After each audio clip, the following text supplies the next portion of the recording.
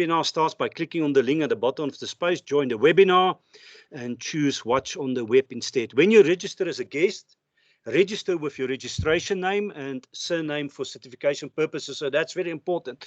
You need to do that, otherwise certification purposes is going to be problematic, and you don't want to spend this 2 days with me and you don't get certification.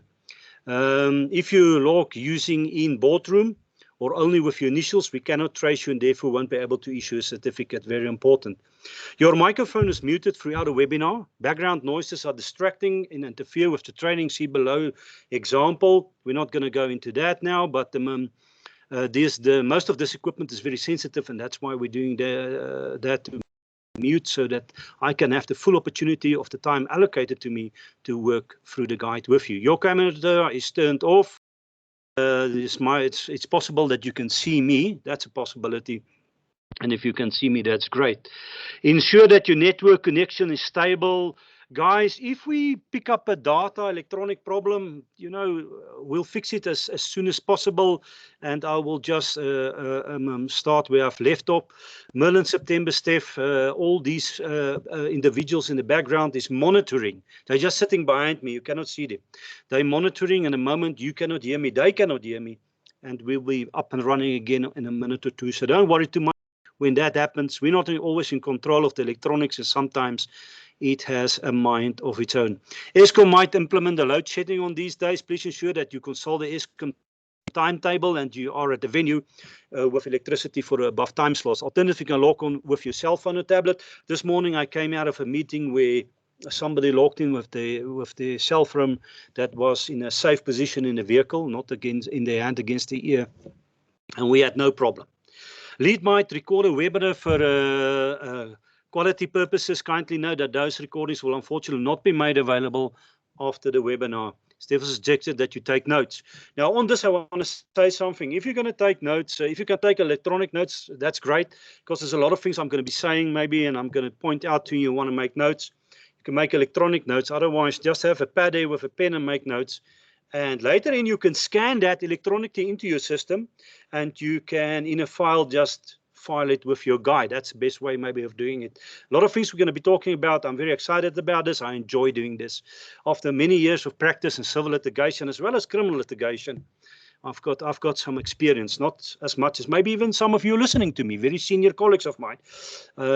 Respectfully, enjoy the time with me in the next 2 days, but I acknowledge I've looked at the itinerary, and I see there's a lot of my senior colleagues online that the names I recognize, and also a lot of my students out of the past. So very welcome here. Lead might record, like I said, questions to training. The last 5 minutes of training will be for answering of questions. Then type the question into chat function.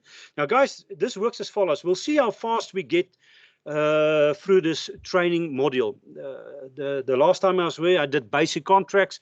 Basic contract is not rocket science, and we went through it very fast, and we had that half an hour at the end to online answer your questions, except for the questions that was a little bit more difficult. Then I will get back to you. What happens is they give me all the questions. I go back to my chambers and I present them with answers to all the questions. And you will get your answers. If it is not this afternoon while I'm here, or this afternoon from my chambers, then at the end of these 2 days, you will get the answers to your questions. So that's how we're going to do it. We're not going to take questions on the platform. Attach find the document which contains the house rules. You will receive another email containing PDF documents, which is, of course, involves the manual. I saw it went out yesterday or Friday, if I'm correct. I did see it. You're also advised to save the documents to a dedicated folder for the webinar. The manual must be available throughout the webinar. And then, of course, I'm working from the webinar, and that is important. So that's it, guys. It's 12 o'clock, and it is time to start this. I just want to see why my system. Let's just have a look here. Steph, can you come in here? I just want to see why my system is not responding. I'm going to start in a minute, guys. I just want to see what's happening here. Why can't I scroll down? We're going to fix that quickly for you. That's not a big issue. Merlin, Steph, if you guys can hear me there, just come in here so that we can quickly have a look at it. Otherwise, I'm going to proceed to lecture from the manual itself. I'm going to start. I have the manual in front of me. You have the manual in front of you. And whether the manual is electronic or it's here in front of me in a file, it is the same.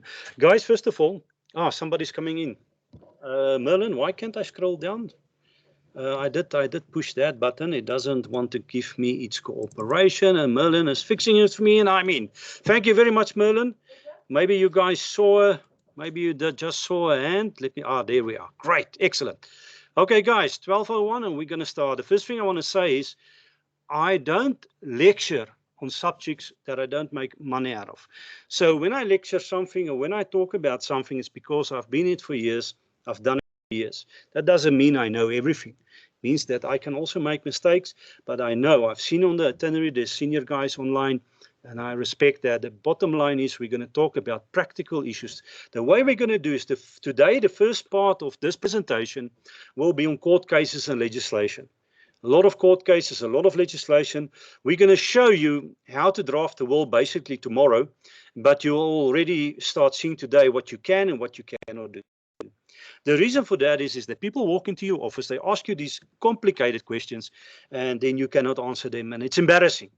I also sit in my years in chambers and I get asked a question where I have to say to a client, I'm going to have to research this. I really don't know what the answer here is. And so that's how we're going to do it. Today we'll look at legislation, we'll look at court cases, and then tomorrow we'll systematically go into the drafting of the contracts and we'll touch on a little bit more of legislation, and we will look in depth into interstate succession. All right, so that's very important. Do I have a passion for that? Immensely. I love what I'm doing. If you're a litigator, criminal, civil, or a drafter, or you're in a capacity where you actually make money out of this, I have an absolute passion for drafting. Drafting complicated motion procedures, action procedures, contracts, wills. And as a matter of fact, if you come to my chamber and we draft a will, it's almost never less than 16 to 17 pages. And I draft 1.5 spacing, Arial font, 10 or 12. So it's 10 is a little bit small, 12 is a little bit bigger, but you can think how long my testaments, my last will and testaments are. And of course, I always incorporate my trust into it. So I just want to bring that on your attention that it's not that easy to draft a will today. There's so many factors like collation and revocation has to be done right. An amendment has to be done right. And security to the master. All of these things has to be contemplated. Just last week, somebody came in with a will that an attorney did. And it was very neat. To say the very least, it was very neat. And I still say this is a neat will. And as I paged through it, to my dismay, it didn't even have addressed the security of the master, etc., etc. There was a lot of information that was lacking. That, as a general rule, I built into these last will and testaments. So, okay, without further ado, let's start. There on page 3, 7 of you guys. If you go there, you'll see we start with the general introduction, and the general introduction is basically easy. It actually tells you basically a couple of things. For instance, that a person can inherit interstate or testate. Testate means there's a testament. Interstate means there's no will. So we're going to have to run that through the Interstate Succession Act. But also, it's very important introduction. You will see there, ladies and gentlemen, delegates to the seminar, that you can have a partial situation where the last will is actually dealing testate with certain issues, but it doesn't have a residual clause in it. That means that's usually a clause that says, yes, the legatees, and we are giving specific items. We'll look at that later on to legatees, and then it doesn't have a residual clause to say that everything is over. Everything that is over must now be dealt with in a certain manner. And then you're stuck. You're stuck with a problem because you have a testate will, but there is property that you will have to deal with. So that's the first thing I want to bring under your attention on the introduction. And then the other thing I want to bring under your attention is the freedom of testation. You'll see some of the words is highlighted there. Basically, in South Africa, we have an absolute freedom of testation as long as it's legal. And it isn't against public policy, etc., etc. Although I won't really throw in public policy there, but it's you have to understand that we cannot engage in anything that is illegal. Guys, on your side, there you must mute. Let me just go in here before I go on. There's people that's not on mute. Let me just go on here and assist them. I'm pushing that button and they are on mute. Okay, done. I'm going on. So they quickly taught me that little trick there. All right, everything is fine on this side. So that's introduction. Freedom of testation means basically the law allows you to bequeath your property in any manner you want to, as long as it's legal. To give you a quick example there is how we should deal with your bodily remains. I mean, a lot of the clauses that I have to insert is, for example, that you can go and spread it at a certain point in the Kruger park. Well, of course, you cannot just drive in there and spread ashes. You need permission, etc., etc. And that's a legal clause, as long as you understand there is requirements you have to meet and legal approvals you have to obtain before you can do that. And that's just a simple example. There's a lot of things that you cannot do. You cannot say, hey, take my body and throw it on a Drakensberg. I want the vultures to eat it. You cannot do that, because if a vulture picks up your skeleton head and flies 5 kilometers further and drops it there on a farm and somebody finds it, then of course there's going to be a police investigation into that, and who's going to look or even contemplate that was your last wishes. Some things are illegal, some things are legal. So you have to be very, very careful when you deal with your clients in terms of that. Right, let's quickly read a few things. Notes on the Wills Act. Let's go to the statutory will. The Wills Act 7 of 1993, as amended, prescribes the requirements and formalities for a valid will and applies where such will was executed on or after the 1st of January 1954. Will executed on or after the 1st of January 1954 and testator dies before 1 October 1992, in order to be valid, the will must comply with formalities prescribed in Section 2 of the Wills Act. The requirements are peremptory, and failure to comply strictly renders the will invalid. Now, don't worry too much about this. I'm going to be talking about the strict approach and the liberal approach. Later on in this guide, I'm going to go through that, and we're going to see that what the courts have decided. Are they going with a strict approach in terms of the act, or are they going to go with a liberal approach, or a third option, are they going to go with a strict approach, but they're going to widen the scope of it? So we'll have a look at that. We're going to discuss that with you in terms of the act, because obviously, why would I say this to you now? You've got to understand, not everybody goes to you to draft a will. They sometimes draft a will at home, and they don't really know how to do that, and they don't know the legislation. So obviously, logically already in your mind, and I love independent thinkers in law. You must be an independent thinker. And somewhere you've got to understand, if this is the case, then surely the master, the court, must have some leniency to allow certain things. And we're going to be looking at all of those things. And I'm sure when we walk away from this already in the first hour, because I'm going to give you a 5 minutes break at 1 o'clock before we go on. Will executed on or after 1 January 1954, tested dies on. We say that we went through that, and they said amending act made important changes to the formalities for execution of the wills. A will which is complete and regular on the face of it, the prescribed formalities must have been complied with, is presumed to be valid until the contrary has been proven. Just take note of that. Those are not issues that really concern me, except at my age, I still get wills like that in terms of people starting to pass away. It's very interesting in my chambers that I'm there now.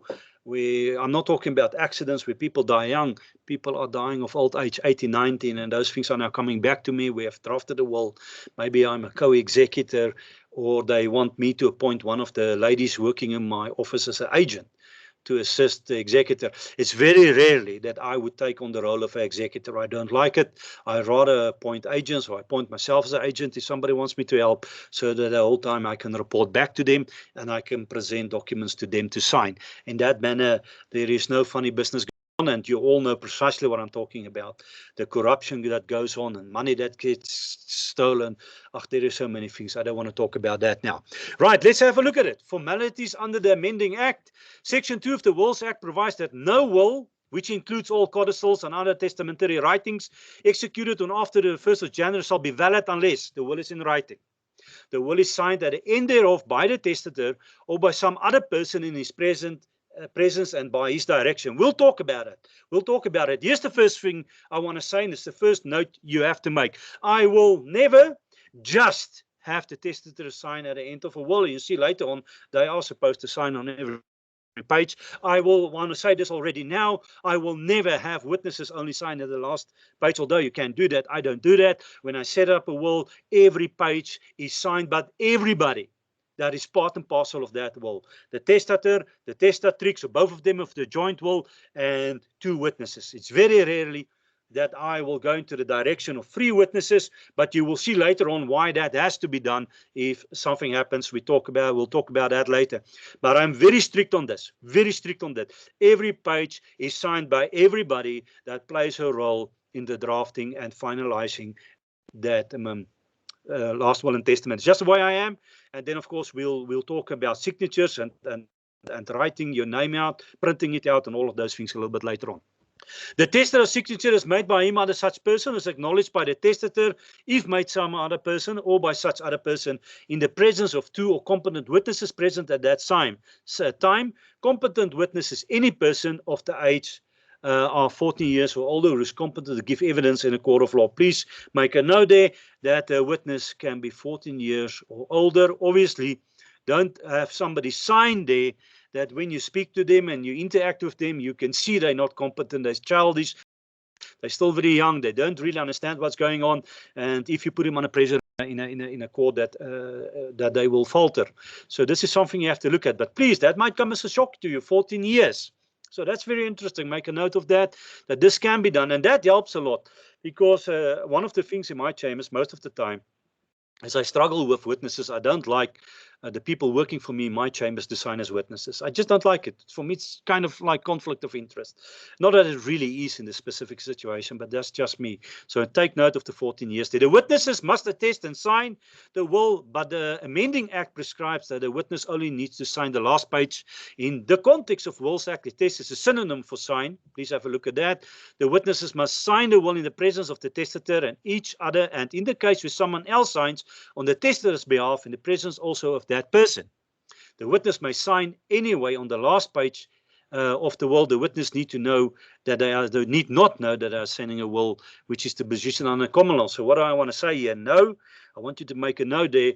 I rather advise to you that the witnesses sign on every page. I'll never do it. I'll never do it. Now remember, the witness doesn't need to know that it's a will. Because why are witnesses signing? There's a whole range of reasons. The one is, first of all, to attest to the fact that it is you signing your will. And then, of course, there's certain clauses I built into my will where there's actually a clause in there, a very long clause, where the witnesses indicate, and I'll show you that later, that before signing the will with the testator or the testatrix, they have minutes with them, drank a cup of tea or something like that, and they're sure that those people have the capacity to actually sign that will. So this is something I've done because out of the court cases I've been involved with, instructed by attorneys of record, and I've developed a few things out of my own to assist with that into the future would disputes arise. Like we got to pick up speed here.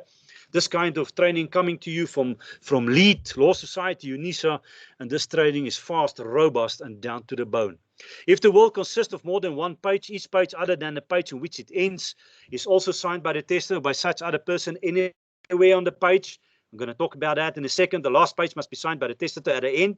The witness are only required to sign the last page of the will anywhere on that page. Again, let your witnesses sign anywhere and sign every page, but anywhere doesn't go for me. Make a note there. I don't agree with it. I understand why it's in there. Don't make a mistake. I understand that I'm professional and you are professional. Therefore, we can do it in another way. I understand that the person that's drafting his own will, that gives the leniency there. But please, guys, we are professionals. Some of you are, I know, you are far more senior than some of my colleagues out there. Please, guys, at the end of the page, like you would be signing a contract. That's very important to me. I take pride in my documents. I always read my drafts multiple times. There's somebody in my chambers, I'm Afrikaans speaking. There's somebody in my chambers, then I give the document to make certain that my Afrikaans has not polluted the English in that document. So it's important for me that it's always at the bottom. Don't leave gaps. The same with contracts. It's unneat, but if you know contract law, you'll know the dangers there. Don't leave gaps. People can type stuff in there later on, reproduce, whatever the situation might be. So please don't do that. The definition of sign has been amended and now includes the making of initials, and only if the will is signed by the testator by making of a mark. Please look at that. So many people come to me and say, Commissioner of Oath, Commissioner of Oaths, I've got a testament. I need to get to a Commissioner of Oaths. I say, whoa, stop the bus. Why do you want to go to the Commissioner of Oaths? Yeah, but the Commissioner of Oaths must also sign and attest to this. I said, no, it's not necessary. It's only when we make a mark. So let's have a look at how they do it. If a will is signed by testator by making of a mark or by some other person in his presence by the direction of the testator, the Commissioner of Oaths must certify that he has satisfied himself as to the identity of the testator and the will so signed is the will of the testator or testatrix, and each page of the will, excluding the page in which the certificate appears, is also signed by the Commission of Oaths anywhere in the page. Please, not anywhere. I understand if it's laypersons doing this. If you are going to deal with the Commission of Oaths, you deal with a mark, you deal with Whitman's, bold it in the bottom and draw it through. And then, of course, look at that certification. We're going to show you here. There's an example in here of how that certification must look. So I know a lot of you just woke up in terms of the mark. There you are. That is when that can happen. You call in a Commission of Oaths. There's no reason to do it in other circumstances. And I'm sure you can see the logic of it now that it's been explained. But you will not believe attorneys asking me, listen, how does this operate? That because they don't know. The will must be executed, signed and witnessed in the presence of the Commission of Oaths, like the witness and the testator above, who shall then attend to certify the will as soon as possible after the will has been so signed. If, however, the testator dies after the will has been so signed, before the Commission of Oaths, but before he's made his certificate, the Commission of Oaths shall, as soon as possible thereafter, then he can do that. I don't like this at all. When I work with somebody, and what I'm doing out of my chambers, the people working with me, I've got people traveling to people that makes a will, old age people that cannot travel, or they have capacity but they're permanently in bed, or they're in wheelchairs, etc., etc. I built in my Commissioner of Oaths at the end of my document, and already I type in testator, testatrix, witnesses, Commissioner of Oaths. I prepare my documents thoroughly. And because we are professional people, you on this course now, I advise that you rather approach it in that manner. I do not like this word anyway on a document, but I do understand why they do it. But if you are professional, you are one of my colleagues out there, rather keep it uniform and do it as though you would do in any normal contract. In a uppercase, the following was stated: these provisions must be read with the definition of sign in section 1. In terms of that definition, the word includes, in the case of a testator, making of a mark, but does not include the making of a mark in the case of a witness. So a witness may not make a mark. They must be able to sign correctly. And if a testator signs his will by making a mark on it, the section requires that it's certified by a magistrate, justice of the peace, Commissioner of Oaths, a notary. And if I'm not mistaken, ladies and gentlemen, respected delegates to the seminar, I think they've changed it now only to say Commissioners of Oaths. Because if you look at those titles, then they all are Commissioners of Oaths. The last time I checked, that was the situation. Very quickly, here we have a first codicil. The only reason we've built it in here is to show you the Commissioner of Oaths. Now, if you scroll down to the first one, there it is. There's the Commissioner of Oaths. So you have this certification, you have this codicil, and you have the Commissioner of Oaths also signing that. The certification is not on here. Don't worry about it. I'll show you that later. There you can see signed by, and there's a couple of X's. And that's the impression we're trying to create. It's not a very good example, to say the least, but there it is. And if you scroll down to the next codicil, you will see there's no X's there. That's where the testator and the testatrix, and of course, there is no need for a Commissioner of Oaths to sign. Later on, I'm going to show you totally. I've built it in a end. I'm going to show you totally what that clause is you have to build in there. And it's basically the same I've just told you, that we have explained in the explanation earlier. But yes, when you do things like this, then the Commissioner of Oaths has to be involved in it. Remember, there's no difference between a testament and a codicil and other documents relating. If it's marked with an X, the Commissioner of Oaths is going to be involved. So another thing I can advise you here, get yourself a stamp. Get yourself one of these stamps like you have as a Commissioner of Oaths, but now built into that Commissioner of Oaths stamps, only one for this field of law, where it stamps and it says that a commissioner has looked at identity, etc., etc., have it redrafted. You only pay a couple of bucks for it and you can use it. And if you really have that stamp, you can actually do it in every page. But if the commissioner signs on every page, you do the certification at the end, that will be fine. All right, please take note again. Now you'll see that we repeat a lot of things. This is not by mistake. This course comes from deceased estates. And deceased estates, we run at this facility for 3 days, every day. You sit in a classroom for 3 days. I'm in your face with deceased estates and liquidation and distribution accounts. And we have we've learned through the years that we need to repeat, because this repeat everything, because this is a complicated subject. Believe me, when I started out in this, there's a lot of things I'm gonna talk about today that's very difficult, and so we keep on repeating ourselves to make certain that you receive the best of it. It's only 2 hours a day, you're with me 2.5 hours, and to make certain that when you walk away here, most of the time you don't even have to go back to this guide. You know what's going on. And I love this work, really. Drafting is a passion of mine. If you are young and you're inexperienced, you're going to get it. Don't worry about it. Drafting comes through years of experience, and you're always proud of a draft if you finish, and you know if you've done a good job, and you've done your best for your client. And later, when somebody passes away, happened last week with me also, they're in their 80s.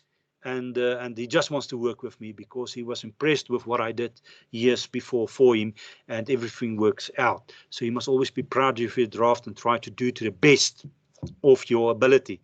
The testator may sign the will in any one of the following 6 ways. Sign, normal signature, initial, a mark. That we know the commissioner of oaths involved there. Some other person must sign the testator's will in the testator's presence and by his direction. We're going to talk more about that later on, because there also is a couple of things that has to happen. The testator, or the person who signs the will on behalf of the testator in the testator's presence and by his direction, may sign the will and thereafter acknowledge his signature in the presence of 2 more competent witnesses, all being present at the same time. Ladies and gentlemen, if I can impose upon you, at the same time. When you have a commissioner of oaths, then at the same time. This is so important to me, that this is happening at the same time, so people can say, but I know it was you. I know that handwriting or that mark is yours. It's imperative to the legality of a will and a testament. Of course, amendment, a codicil, and later on we will also be looking at revocations and how that should do. And there's the case authority if you want to go and read further up on it. Where a will does not comply with the formal requirements of the Wills Act in terms of section so-and-so, a high court may direct the master to accept the document which has been drafted or executed by a person who is since deceased as the will of that person, where the court is satisfied that a document was intended to be his will. Now, here I've got to stop for a second. Gentlemen, respected delegates, respected seniors and colleagues, please underline intended. Make a note. Write down somewhere intention, intended, because you're going to see it right through this training material. What does the court look at? What does the master look at when a will is in front of them and it is a problematic will? It is a will lacking. And then, of course, we'll talk at a strict approach and a liberal approach. We're going to talk about that a little bit later on. But intended. And that's basically what it is. Was this the intention of the testator and the testatrix, that this be their final will? And there's a lot of them that you are going to see that that's not going to make the cut. The will must be signed by the testator. Again, at the end, there's your court case. We're saying it again. If the will consists of more than one page, then the testator, or the person signing on his behalf, must sign on each page, and so it goes on. So we know the testator has to sign at the end. We know the testator has to sign every page. But now you can see that if he nominates somebody to sign on his behalf because he's at his full capacity mentally, but he's laying in a bed, he cannot raise his hand, he cannot even use his mouth maybe to make a mark. There's a lot of ways people do that. Then he can appoint somebody, and everybody must be there. Everybody must be there to attest to this, to make it legal. All right, guys, in the Ricketts case, the court held that the first page of a 2-page will was complied with the formalities of a valid will to be the last will of the deceased. Now, listen to this. The first page has been signed by the testator, but he had printed his name. Do you understand the difference? On the first page, he signed like you would sign a contract. But then on the second page, he printed his name. He didn't. So you had 2 different modes of identification. The one is a full blast signature, and one is just printed in letters, his name and his surname. What did the court do? The witness has signed both the first and second pages of the will. The court held that the printing of his name by the testator on the second page did not comply with the requirements of the Wills Act. And you're going to see it later on. They talk about there must be continuity right through your agreement. If you have signed with a full signature on the first page, you cannot initial on the second page. You cannot start playing those kinds of games. You must go right through your document and sign or print or initial. You'll see later on there's a couple of case authorities on that. Be careful of this. I have so many times I'm busy, I cannot always get out to the clients. So when I finish with the testament, I ask a couple of the ladies in the office, please drive out there, and I give them instructions. You have got to do this. this and that, and the signatures must be like that, and every now and again they come back and it's wrong. I have a habit. It's not that I don't trust my personnel, but I'm seriously cautious about what I release from my desk, because the buck stops with me. I always page through everything that's handed back to me, and you will not believe the mistakes I find. One of the biggest mistakes I find in wills and testaments is the skipping of pages. They have signed, because if you come to me, it's a long document. I don't do short wills. I don't see how people can. I don't see how people can buy a template will at a CNA and think that's great. I just can't. Not even a bank or the insurance company doing for 450 Rand and it's 3 pages long. I don't see the age we're living in that you can do that anymore. So we're going to teach you here to do it right, and we're going to empower you with knowledge. And remember, you must always be an independent thinker. So there you can see the court says, I'm sorry if it was totally printed right through, maybe if it was signed through, definitely, and so it went. The witness needed only sign preclusion form making a mark. They must actually sign or initial the will on the last page anywhere on that page. The witness are no longer required to sign every page of a will. I don't want you to do this. If you do it, it's not illegal, but I want you to have them sign on every page. Guys, those colleagues of me, esteemed senior colleagues with great experience in civil litigation, where I picked up most of these things, will understand why I'm saying that. The certifying officer now limited to a commissioner of oaths who may make his certificate at the time of execution or on condition the will was executed in his presence as soon as possible thereafter, even after the death of the testator. Please don't get into that situation. Put everything up, get your independent commissioner of oaths up. Don't get into conflict of interest, especially for me. Sometimes I am appointed as a legal advisor or assistant to an executor in a will.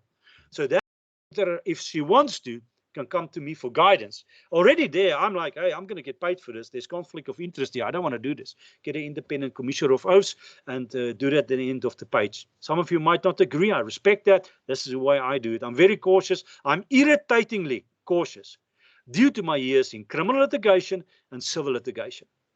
The commissioner of oaths must also sign anywhere on the page, each page of the will, other than a page in which the certificate appears. The certificate may calling appear anywhere on any page of the will. No, put it at the end. That's what I'm advising to you.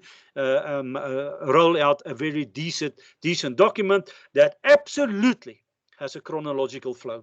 I've seen testaments where things is not chronologically in order, and it becomes very difficult to read. So have a look at that, guys. Have a look at that, guys. I enjoyed this stuff so much. You have no idea. Such a pleasure to be here and talk to you.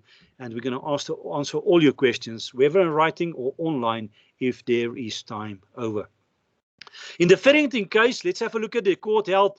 If a person uses his initials as a signature, then his initials must be construed as that person's signature, number one. All right, there you have it.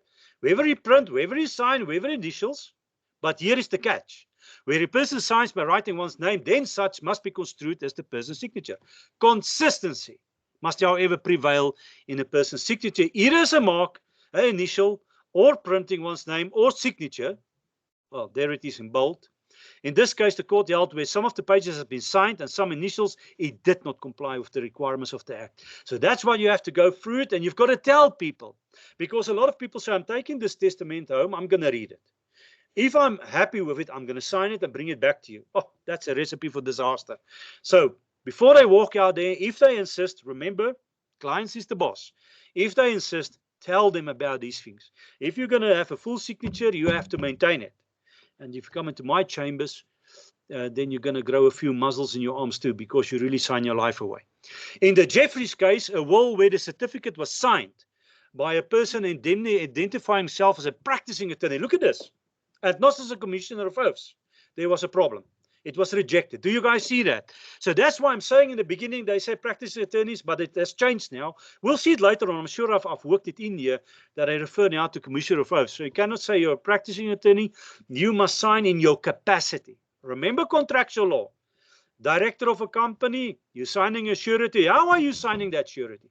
As a director of that company or in your personal company in favor of that company? And that can have a detrimental effect. I actually saw a month or a half ago, this new case precedent out there from the Supreme Court of Appeal that I will have to go and study, so that the contract law subjects I do and the contracts I set up are correct in that regard. Examples of a certificate that may be used or set out the Schedule 1 and 2 of the Wills Act. The Amending Act provides guidelines around then rather imposing strict technical formalities, which if breached render the intended will invalid. So the Act is not like in the old days where it's strict, you must do this, you must do that. They're kind of guiding you in the direction. And I like that because some of those schedules I have read and I have amended mine to be in line with the section in the Act that says this must be adhered to. And when I look at some of those amendments, I just don't feel comfortable that I totally complying with the section is dictating. And so I rather do more with it than less. So there you have it. That's the way they want you to approach it. The Commissioner of Oaths may no longer act as both witness. We have said it, and certifying officer. So that is important. Have a look at that again. We're going to repeat ourselves ongoing. When you walk away from here, you're going to know what's going on. The attestation clause is not required of the Wills Act and therefore unnecessary. All right, that's what the law says. Let me tell you something else. Build in your attestation clause. I've got a massive attestation clause in my wills. In the wills division itself. And then, of course, there's a lot of things I say about what's going on between the parties that is signing them. Everyone. If the Commissioner of Oaths is then, of course, if he is necessary, then that. But especially pertaining to the witnesses. And I am very strict on it. I do it for young people too now, but it came out of civil litigation through my career on elderly people, where it can be argued that they have Alzheimer's or Parkinson's, or the capacity is not the kind of legal capacity to need to sign something. They're incapacitated for some reason or the other, and that's that attestation clause I have developed to deal with that.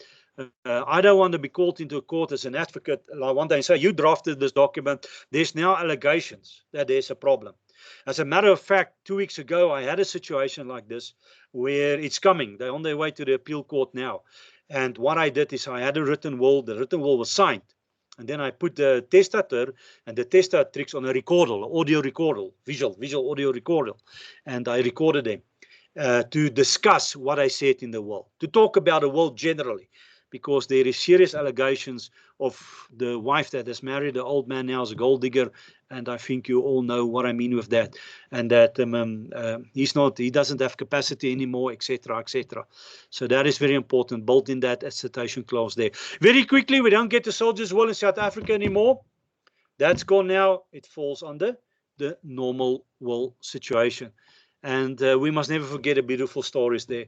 I know that some soldiers that was captured, and they literally wrote their dimensional toilet paper and pushed it into a hole in the wall.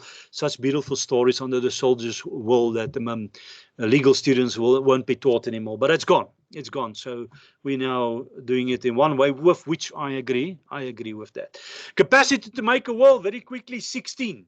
Underline that, 16.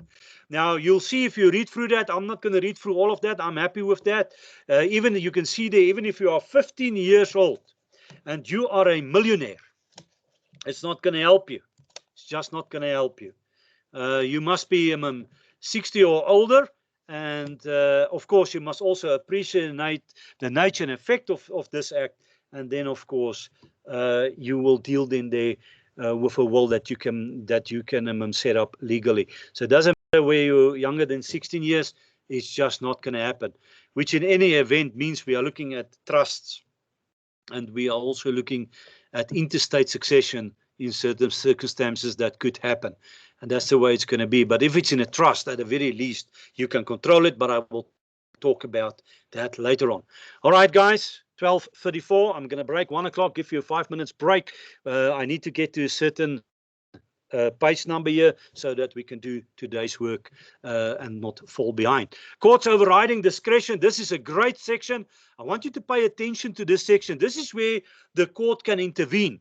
And I'm very impressed to a certain degree with this discretionary power of the court, because they are going to make things easier. You have seen previously I said that the master, if the court gives a direction, the master must accept a will in certain circumstances.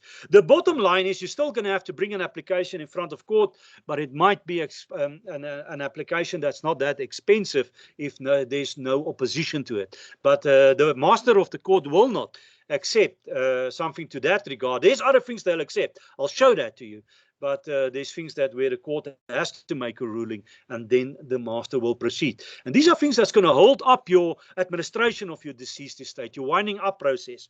And this is why you are on this course, to learn more or to just remind you of things you have forgotten, so that when you set up a will, I always talk in contracts about mitigation of risk, that you understand that you got to think as an independent thinker and make certain as far as possible that there is going to be no conflict. For example, and we will look at it later on, a collation clause. I had an instance in this month also about a collation clause where, while the testator was alive, he gave a lot of money and cars and even houses away. But there's no collation clause in that testament in which he says people must bring in, or in which he says people must not bring in. And that's going to create a problem, because there's a lot of children and all of them don't necessarily like each other. There's going to be a fight. The strict interpretation, here we start with the strict interpretation requiring absolute compliance with the uncompromising formalities, rendering wills to be invalid, notwithstanding that they clearly were intended to be the will of the testator, represented his true intention. Intended, true intention. Intended, true intention. Have a look at that. Now, all the court cases you are going to see, I'm going to start getting into now, looks at what the testator intended and how far the court will allow it on the foundation that formalities within the Act has not been adhered to. This is important. The Amending Act has shifted the bias to validate rather than to invalidate wills, and gives effect to the intention rather than inform. And I want to talk to my litigators out there. When you walk into court and you're stuck on these cases, please remind the court of this, because you do get adjudicators on the bench that does not know this, and they want to be rigid, apply the law rigid. They rather validate them before they invalidate the will. That is the approach in our law now. And if you don't bring that into your submission arguments, then some of the adjudicators don't know this, and you might get a wrong verdict there. Section 2(3) of the Wills Act provides a rescue provision. This section permits a high court to order the master to accept a document which have been drafted or executed, but which does not comply with the formalities of the execution or amendment of the wills, as the will or amendment of the will of such a person, on condition that a high court is satisfied that a document is drafted or executed by a person who has since died, obviously, correctly reflects the intention. You can underline it if you can do that electronically, or make a note of such person to be his will or an amendment of his will. Intention. So the court is looking at that evidence, and that evidence will convince them and move them into a direction of what the intent was of the testator or the testatrix. And you might think, oh, this is good, this is easy. You will see later on, this is not that easy, because it depends on what his instructions was, especially to me and you. That's maybe an attorney, or maybe you do testaments in another capacity. And then the emails and the instructions and the mandates, the language of it will determine what that intention was. Be cautious of this. This is very difficult and complicated. We'll see what the courts have ruled in a couple of seconds about that. The formalities prescribed by the Wills Act, and interesting enough, I'm actually shocked the ladies didn't give me water. They must think I'm seriously tough. Maybe now that I have hinted on it, something will arrive here. The formalities prescribed by the Wills Act Section 2 for execution of a valid will are still part of your law. So the formalities must be adhered to. And when you have drafted the testament as an attorney or an advocate, you're going to be frowned upon negatively if you're the reason that there's no compliance. That can blow up in your face. You must be careful of that. This is why we go into courses like this. Compliance with the formalities remains the only way for a testator to make a valid will, and I think the water is arriving. All right, somebody ran in here. And there's no vodka or kind of brandy in this. So I can assure you of that.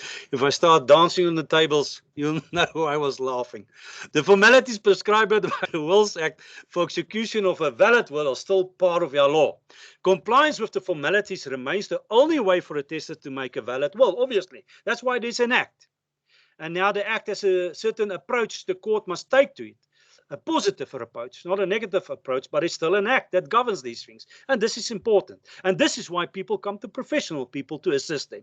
So don't make an ass out of yourself. That's not going to work. You must know these things and apply them correctly for your clients. A layperson is something different if he drafts a will himself.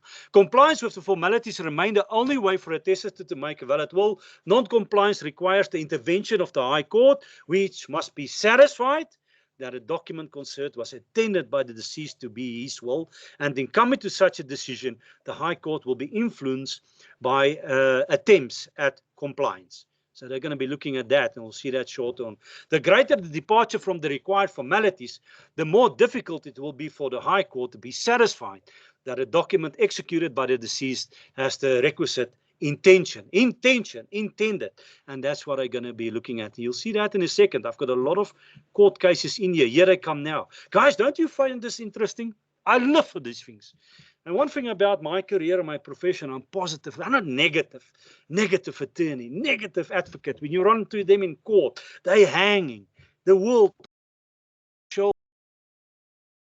I love this work. I tell you, nothing excites me more to have somebody that's 80 years old come into my office and ask me to help them, even pro bono, and to see them off with a smile on their face. Really, we must enjoy our work. And I'm telling you one thing, if you enjoy your work, you will be good at it. But if you are negative about your work, you're going to make mistakes and you're going to be embarrassed. Let's go on. Notes relating to the rescue provision, instructions to amend and or draft a will, as well as a document which is merely intended to convey information about the testator wish to have included in the will do not comply with the requirements of the section. A will is a document which the maker intends to constitute a final expression of his testatory wishes and is not subject to change except by a new will or codicil. Now I have to stop. Or I should just finish there.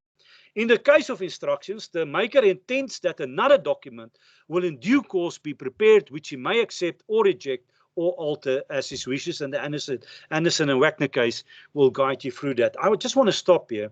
I just dealt with a very influential client, very, very, very influential, super rich guy, and he insisted on drafting his own stuff, and he has got his LLB behind him, but you know, he's not practicing law, and he used a codicil to write a personal letter. That is not the purpose of a codicil. So I had to write a letter back and I say, you used a codicil, but when we are in the last will and testaments field of law, actually a codicil has a specific meaning. And I showed him there that a codicil is actually used to change a will, but not to replace a will. Usually you will use a codicil to amend something, to take something out, to put something in, and there's a specific way of doing that, and we will look at that later on. But a codicil, and he gives you the heading codicil, great friend of mine, by the way, not talking bad about him, but he used a codicil as a beautiful personal letter, 4 or 5 pages long, but that is not a codicil. Rather make that information part and parcel of your will, because it can be any amount of length. There's no limitation. When billionaires walk into my chambers, sometimes a testament becomes as long as a book, and you've got trust and a lot of other things that happens there. So please, guys, use the terminology in the field of law correctly.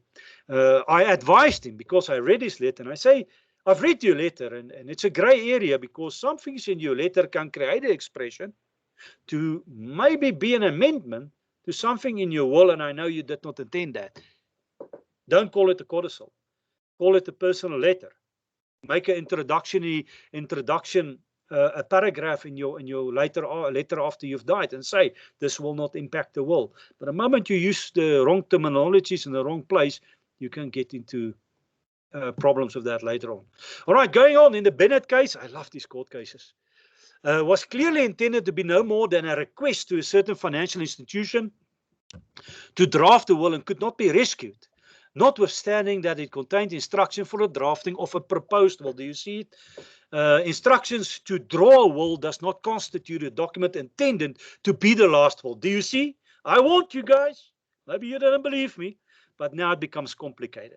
To give an instruction for something to be drafted and to give information in terms of what should go in there does not necessarily constitute a last will.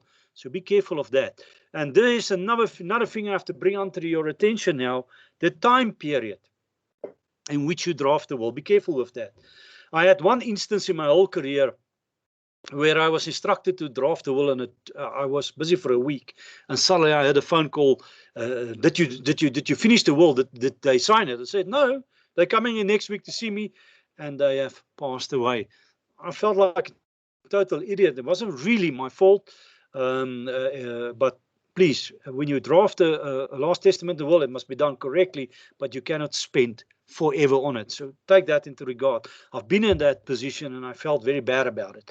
In the Taylor case, the court confirmed that the letter of wishes, which was signed and dated, was not intended to be an amendment to the will of the deceased. However, in Madika case, the judge, in the circumstances of the abuse by the spouse that the deceased lived through, directed the master to accept as the will of the deceased a document headed application for the drafting of a will, on which the deceased had written certain specific directives.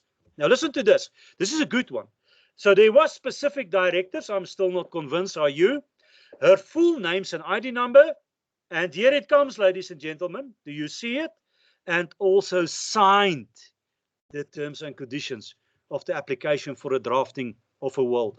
Please, that's so important, because later when we look at amendments and we look to revocation of wills, you're going to see signature is one of the most important factors you can have to constitute the foundation of intended intention to be the last testament or the last will of the deceased. That is very important, and that is why I agree with that court case. If that document was not signed, I would not have agreed with that court case, because you can see in the beginning there it was an application, and that already for me is kind of a dangerous situation to go in. You'll see it in later court cases.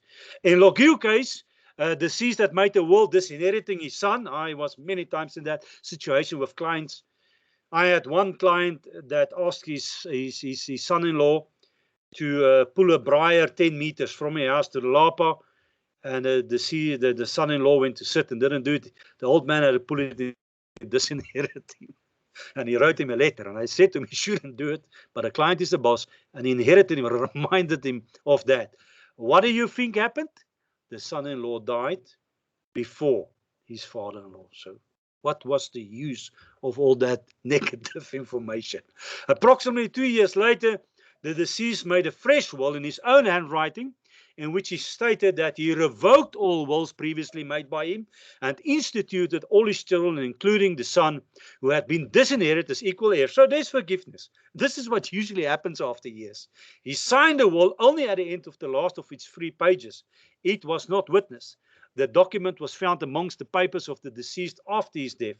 The court accepted this document as drafted by the deceased as his will, and ordered the master to accept it for the purposes of administrating his estate. Now, I'm telling you, as a civil litigator, I could have gone far with my heads of argument on this specific case if it was opposed. And, you know, it was 10 to 1 opposed from the master side. If you look, this is not an ex parte application. But all right, at the end of the day, they did it. That's a little bit of a gray area for me. But that just shows you the discretion of the courts, something to bear in mind. In any event, it might not have been opposed also. That's also a possibility, because if it's against the master, either the master is opposing it, or you're just citing the master for the sake of getting it on the records. A couple of ways you can do it under civil litigation. In the LSSA case, the court approved a dictum by Sykowicz in the ex parte Maurice, where it was decided that the document that purported to be a will must have been intended to be the last will of the deceased and not instructions to amend his will. The testator must have intended the particular document to constitute his final instruction with regard to disposal of his estate. The court must thus be satisfied, and here it comes. These are the 3 things that's very important. The court must be satisfied that it has before it the document which was drafted or executed by the deceased. Now, don't worry about this, ladies and gentlemen, delegates, esteemed senior colleagues and other colleagues. Don't worry about this. We're going to talk about drafted by the deceased, because obviously, is it personal? What if he hands it over to attorney to be drafted, electronic drafted, find it on a computer, writing it out in pen on paper? We're going to talk a little bit about that later on. But the bottom line is, which was drafted or executed by the deceased. It's easy for you to understand now, because I've reiterated intended intention, if you can establish that, who since died, obviously, and who intended that a document be his will.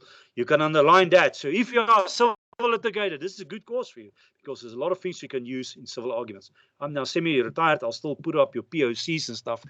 I just don't go to court anymore. I mean, I will go if I have to, but I did it for so many years. I'm over 50 now, so that's come to an end for me. A lot of my colleagues are still running full blast, and they will never stop. And ex parte Maurice, the court was satisfied that a document had been drafted personally by the deceased, but since died, the application failed. Now listen to this. Because the court was not satisfied that a document as drafted was intended to be the will of the deceased. The court found that a document which has been drafted by the deceased was intended to constitute, and here it goes, my colleagues, attorneys, advocates, his instructions for the drafting of his will. Then he went to say, knock it into shape if necessary. And then he went to, you got to put it into your legal jargon. Mr. Swanepoel was the attorney there. And we won't give his identity number. There's many Mr. Swanepoels. And if he's listening, well, you're famous. Well, it's public documents. It was in a court case, so it doesn't matter.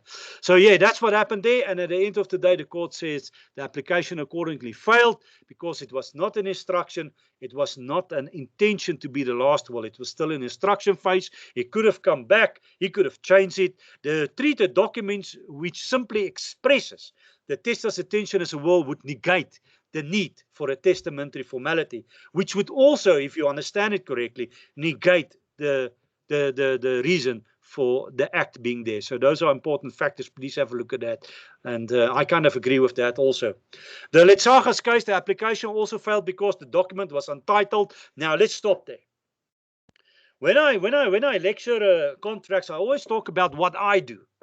Now, what I do with consent, the meeting of the minds in contractual law, is I have changed my whole approach to the drafting of contracts. I start consensus in the heading. I don't say credit agreement or purchase agreement. I always take it further. What are we buying? My headings nowadays are about 2 lines long. It's the same with testaments. Is it a joint testament? Is it a living will? Is it a single testament, the individual testament? What is it? What is it? What are we doing here? So it's very important that you capture the intention of the testator already in the heading, the bold heading of the testament. And in court cases, I have argued a few times from the heading, where people say, but I don't know what I was signing for. I say, well, this heading is so fully and comprehensively set out, runs over 3 lines. How can you say that? I mean, it starts at a heading. The court found that the wording of the document suggested that the changes explained in it were still to be effected. So it had still to be done. The court concluded that what the deceased visualized was a redrafting of his will based on the notes contained in the document. The finding that a document was not intended to be a final document was strengthened by the fact that it was, come on, shout it out, I can hear you. Okay, I can't really hear you, but I'm hearing you. It was not signed by the deceased or any witness. Underline that. If a document is signed, even if it's an instruction and it's signed, you saw those specific directive court case we discussed a couple of minutes ago. If it's signed, you are already moving in the right direction, where a court can direct the master, say, all right, we're satisfied. He signed it. Now, you won't sign an instruction per se that has specific recommendations in it. You will sign a mandate, draft my will. Okay, you my attorney, draft the will. But if you write an email and specifically, you won't necessarily sign it if it's a binding contract. And that's also where that is coming from. If you have signed it, it gives it a lot of credibility. Yes, I hear you guys shouting at me, yeah, but the email is electronic signature, I get it. And yes, we can argue it. Yeah, you thought I didn't hear you. I heard you. In a hollow case, the court stated that should a court be satisfied that testator had intended the document to be his will, the court has no discretion but to order the master to accept the document as a valid will. The court has no discretion. Remember, discretion. Remember, positive approach to validate, not invalidate. The onus on a person seeking validity under Section 2.3 is only to prove the aforementioned, yet again, intention of the testator. And if you can get that down, then you're fine. All right, now there we are introducing the strict approach and the liberal approach. I'm going to start immediately with the following cases adopted a strict approach. Maybe I shouldn't do it. Maybe I just go to paragraph up. We shouldn't jump. The subject is very complicated, and we must just take our time here. We've tried to make it easy. Hopefully, it's coming over in that manner, but it's complicated. It gets more complicated before it becomes easier. There is authority for and against the proposition that a draft of the document to be declared a will of a person who has since died must have been drafted by that person. Yes, that's what I spoke about. So it's a good thing I'm going into this paragraph. Did he draft it personally? Did he give it to somebody else to draft? What is happening here? The question before the court was the meaning of the word draft as used in section 2.3. The first approach, the strict approach, advocated that a document must be drafted personally by a person who has subsequently died. Now, that's not really a positive approach, is it? That's like strict, negative. If that's not a case, it's dead, it's not valid. That's not what the approach of the current act is. The second approach, the liberal, but you would now think we're going to go liberal interpretation. No, hold on there. You're going to see something strange happening here.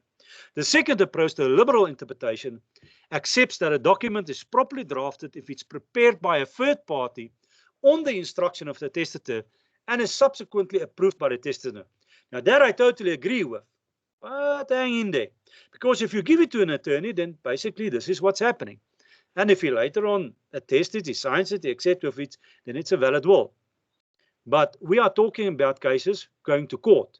So let's start with the strict approach and see what has happened in our courts throughout the country. And we've got 4 minutes over, then you can go and have that great cup of coffee and cup of tea you're longing for now as we are going through this. In the Webster case, the testator instructed his lawyer to prepare a draft will, and once he had seen it, gave instructions for amendments. And this is a very good reason why the court might be cautious on instructions to say, okay, we accept it as his last will, especially if there's no signature on it. Because look at this, this is what happens. If I draft a testament, I don't want to lie to you, but I think 4 to 5, and most of the times 4 to 5 times, I've got to go through amendments. Because now they're sitting at home, they've got they're there at the dining table, wife is on the other side, maybe there's some major children around him, something I never advise, by the way. Will is something you shouldn't actually show to your sister, your children. I always advise in that manner. But they're sitting there and they're discussing this. And then the amendments start. And then you've got to go with it. And sometimes they come with very difficult instructions. Usufruct, habitatio, usus, fideicomissum, all of those things that we will look at later on. We're going to talk about them. And then it becomes difficult. You've got to, start explaining how that operates to them, as well as tax implications, etc., etc. He died before he could see or sign the final draft. The court held that a document sought to be declared the will of the deceased required such a document to be drafted or executed by such person personally. So the strict approach is landing on personally. So if we're going to solve the strict approach, I love this. This is argumentative. Then we have to expand the definition of person and personal. So all of you are reading this, you say, oh, I've got to do it. I have to type it. I have to write it. Yes, that's correct. Or I must expand the definition of personally and then see if I can still resort it under a strict approach due to the fact that there is a existing act. We see further in the Williams case, the ex parte William case, the full bench of the Transvaal, interesting to see the word Transvaal still there, Transvaal Provincial Division held that the will that did, and it's 2000, and a will that did not comply with the formal requirements of a valid will could be regarded as the last will if it fell within the framework of 3 requirements, namely, there had to be a document, drafted or executed by a person who had died since the drafting of the execution and who intended the document to be his or her will. We already said this. Now, I agree with this. And in this regard, we also look at a case of de Reske in regard to the third requirement stated by the court in de Reske. They also who intended the document to be his or her will. So intention is very important again there. Now you would say, what does this have to do with me drafting a will? You need know what's happening in the courts so that you can make certain this nonsense doesn't occur when you draft a will. That's why I'm bringing this to you, so that you understand the pitfalls and the difficult arguments we as counsels or you as an attorney that appears on court and do your own arguments, make your own submissions, have to sometimes argue to try and sort these things out. And you all know what is the crux of this. You have a deceased estate that's now involved in a fight in court, and who's going to be the guys making the money, and who is the guys that's going to be negatively impacted on. The heirs are going to lose a part of their inheritance because they're going to have to pay you and me, and we earn the big bucks. And sometimes that can be seriously detrimental. So rather get it right from the beginning for the benefit of your client, for the benefit of heirs. The following cases adopted the liberal interpretation. I'm going to start with that about 5 minutes past 1. And what I'm going to do now, you can start sending questions through. We'll either answer them if we've got half an hour left at the end. But if I've not reached my quota, then I will obviously move on. But you will receive answers to your question after these 2 days. And it's sometimes better for me to answer them fully, where there's not always time in this forum. So I'll be back 13:06, 13:05. You can go and grab that cup of tea and relax a little bit. I'll see you a little bit later.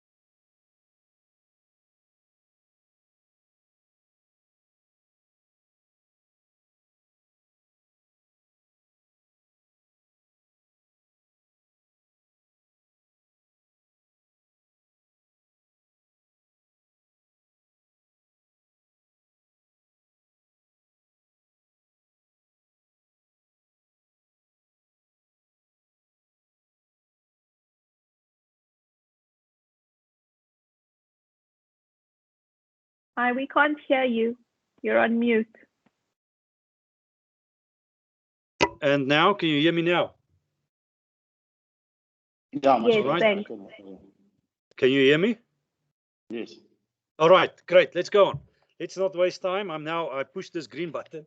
I think that is where the mistake I made. We went on the system, but here on the mic, you've got the Logitech green button. Yeah, so much for guys like me, that's dinosaurs in the electronic world. In any event, I'm going to start from the beginning. And thank you, guys. Thank you for telling us you're telling me you cannot hear me. Nice to hear your voices, actually. Sitting here in the studio, I'm only hearing mine. In back case, the code that the words drafted or executed by a person who has since died do not require that a document in his own hand. And that's the important one, because there was a misconception about personal. And that where the deceased had read over and adopted as his own a document prepared by someone else, then it should be regarded as drafted by him. And ladies and gentlemen, delegates, esteemed colleagues, I agree with that actually totally. And I just want to mute everybody so I don't have disturbances. Thank you. I totally agree with that, because at the end of the day, how else would the attorneys representing their clients be able to do their work legally? So that is the right interpretation for me. Also, in the Henwick case, where the court decided were bitter that if the testator dictates his wishes to someone else who later reproduced the document, it would be sufficient. But whoa, stop the bus. Now we're going to see later on that no oral representations in writing is accepted without it having been signed. So just keep that Henwick case here in the back of your mind. We're going to have to take this a little bit further. The Ramlal case, where the court found that the fact that a testator did not personally draft the document did not necessarily mean that Section 2.3 could not apply. I agree with that. And then in the Bailey case, where the court followed a similar approach, and we see there in the McDonald case, a lot of you getting hungry now, I suppose. We see there in the McDonald case where the court accepted a computer file containing a will as the last will of a testament of the deceased. And of course, the back decision supra was referred to with approval. So we also see the electronic implications of that. So far, I'm satisfied. I like the liberal interpretation. It sounds to me better than the strict approach, in terms of the fact that courts must display a positive approach to the validation of wills versus the declaring it to be invalid. So let's see, let's go on, let's see where this ends, because there is a little surprise in stock here. In the ex parte de Swart case, the court stated there was nothing in Section 2.3 of the Wills Act which required the person to draft a will personally. I agree with that. And there you can see we're talking specifically, for example, not specifically, but for example, they said in that case a handwritten will. But the real question posed by the section was whether the court was satisfied that a person who either drafted or executed a document intended what he did to amount to his will. Now, with attorneys and so on, this is not a problem. But one of the places where you pick up problems is when a father asks a friend, or somebody asks a friend or a child to draft a will for them, and you can imagine what the fraudulent intentions and all the hidden intentions can crawl into there if that is done. With us in the profession, corruption and fraud is there a lot actually, but normally we do it right, and we won't have a benefit in terms of that specific will if we are involved with it. And I'm going to talk about that. I'm going to talk about witnesses that inherit. Now, I can hear a lot of you screaming at me, no, that cannot done. Stop your bus. It can be done, and I'll show you how. In ex parte Laxton, what did I say there? The court confirmed that it was not the intention of the legislature that it be a prerequisite that it will be written out by the testator in his own hand. I'm so happy they made these things clear. We don't live in that world anymore. We have to progress into the future. We don't have a choice, as a matter of fact. The cardinal principle is that a court must be satisfied that a testator generally intended a particular document to constitute his final structure with regard to disposal of his estate. Now, please remember, I'm not saying, because I get this a lot, if I say something, people say, but what are you saying? I'm not saying you cannot write the will in your hand. We're talking about whether he did it personally or not. And personally also means if he instructed somebody else to do it. I'm not talking about his own hand and a pen in his fingers. Of course, that will be legal if that is done right. but I'm talking about other things too. So let me just correct myself there. I think it might have come out wrongly. And a few of us sitting there thinking, what an idiot. The matter has now been settled by the Supreme Court of Appeal in the matter of Becker versus Nordea. Don't you love these court cases? Don't you love if you're the guy that litigated in these cases? In a unanimous judgment, the court examined the two approaches. It compared the wording of Section 2.3 of Section 2AC. The court rejected the reasoning and finding of Van Zyl in the back case. They're throwing that overboard now. And accepted that the legislature intended the word draft to require a personal action of the testator, thus applying a strict approach. There you have it. Wham! I knew I was going to catch you. How do you feel now? We're back at a strict approach, but what is happening? A personal what? Where's the court, according to me, acting correctly here? Action. Action. Personal action. Now that means a lot. So what we have done with the strict approach, I love this. What we've done with the strict approach is the legal minds got together and the judge decided, I'm going to not say personally drafted it due to a personal action. And that can be an instruction to somebody, or whatever the situation might be. I like this court case. This is a better approach. I like the strict approach. Why? We have a piece of legislation. We cannot just totally abandon it. So now we're striking a balance. And I like the way it came out. But there's more. There's a couple of court cases that didn't agree with this. It appears that for the document to be drafted personally, it would include being drafted in longhand, type, prepared on a word processor, or dictated to someone else, who on his instructions reproduces the wording in a document on a typewriter, word processor, or computer. Too strict an observers could exclude people who are illiterate, blind, or infirm, or do not have access to computers or word processors. Just how personal drafting is still to be decided. So that is something you have to look at. And I told you that most of the documents must have a signature on, but please bear in mind, one of the reasons a lot of these court cases exist is because there was no signatures. And then the evidence satisfied the court in terms of the intention stemming from the personal action. And I love this stuff. I almost used the curse word there. Just love the stuff. Going on, further cases I want you to go and study. If you are a guy working in this environment, I want you to read these cases. You'll see in the Hendrik van der Merwe case, a lack of a signature has never been held to be a complete bar to a document being declared to be a will in terms of a section.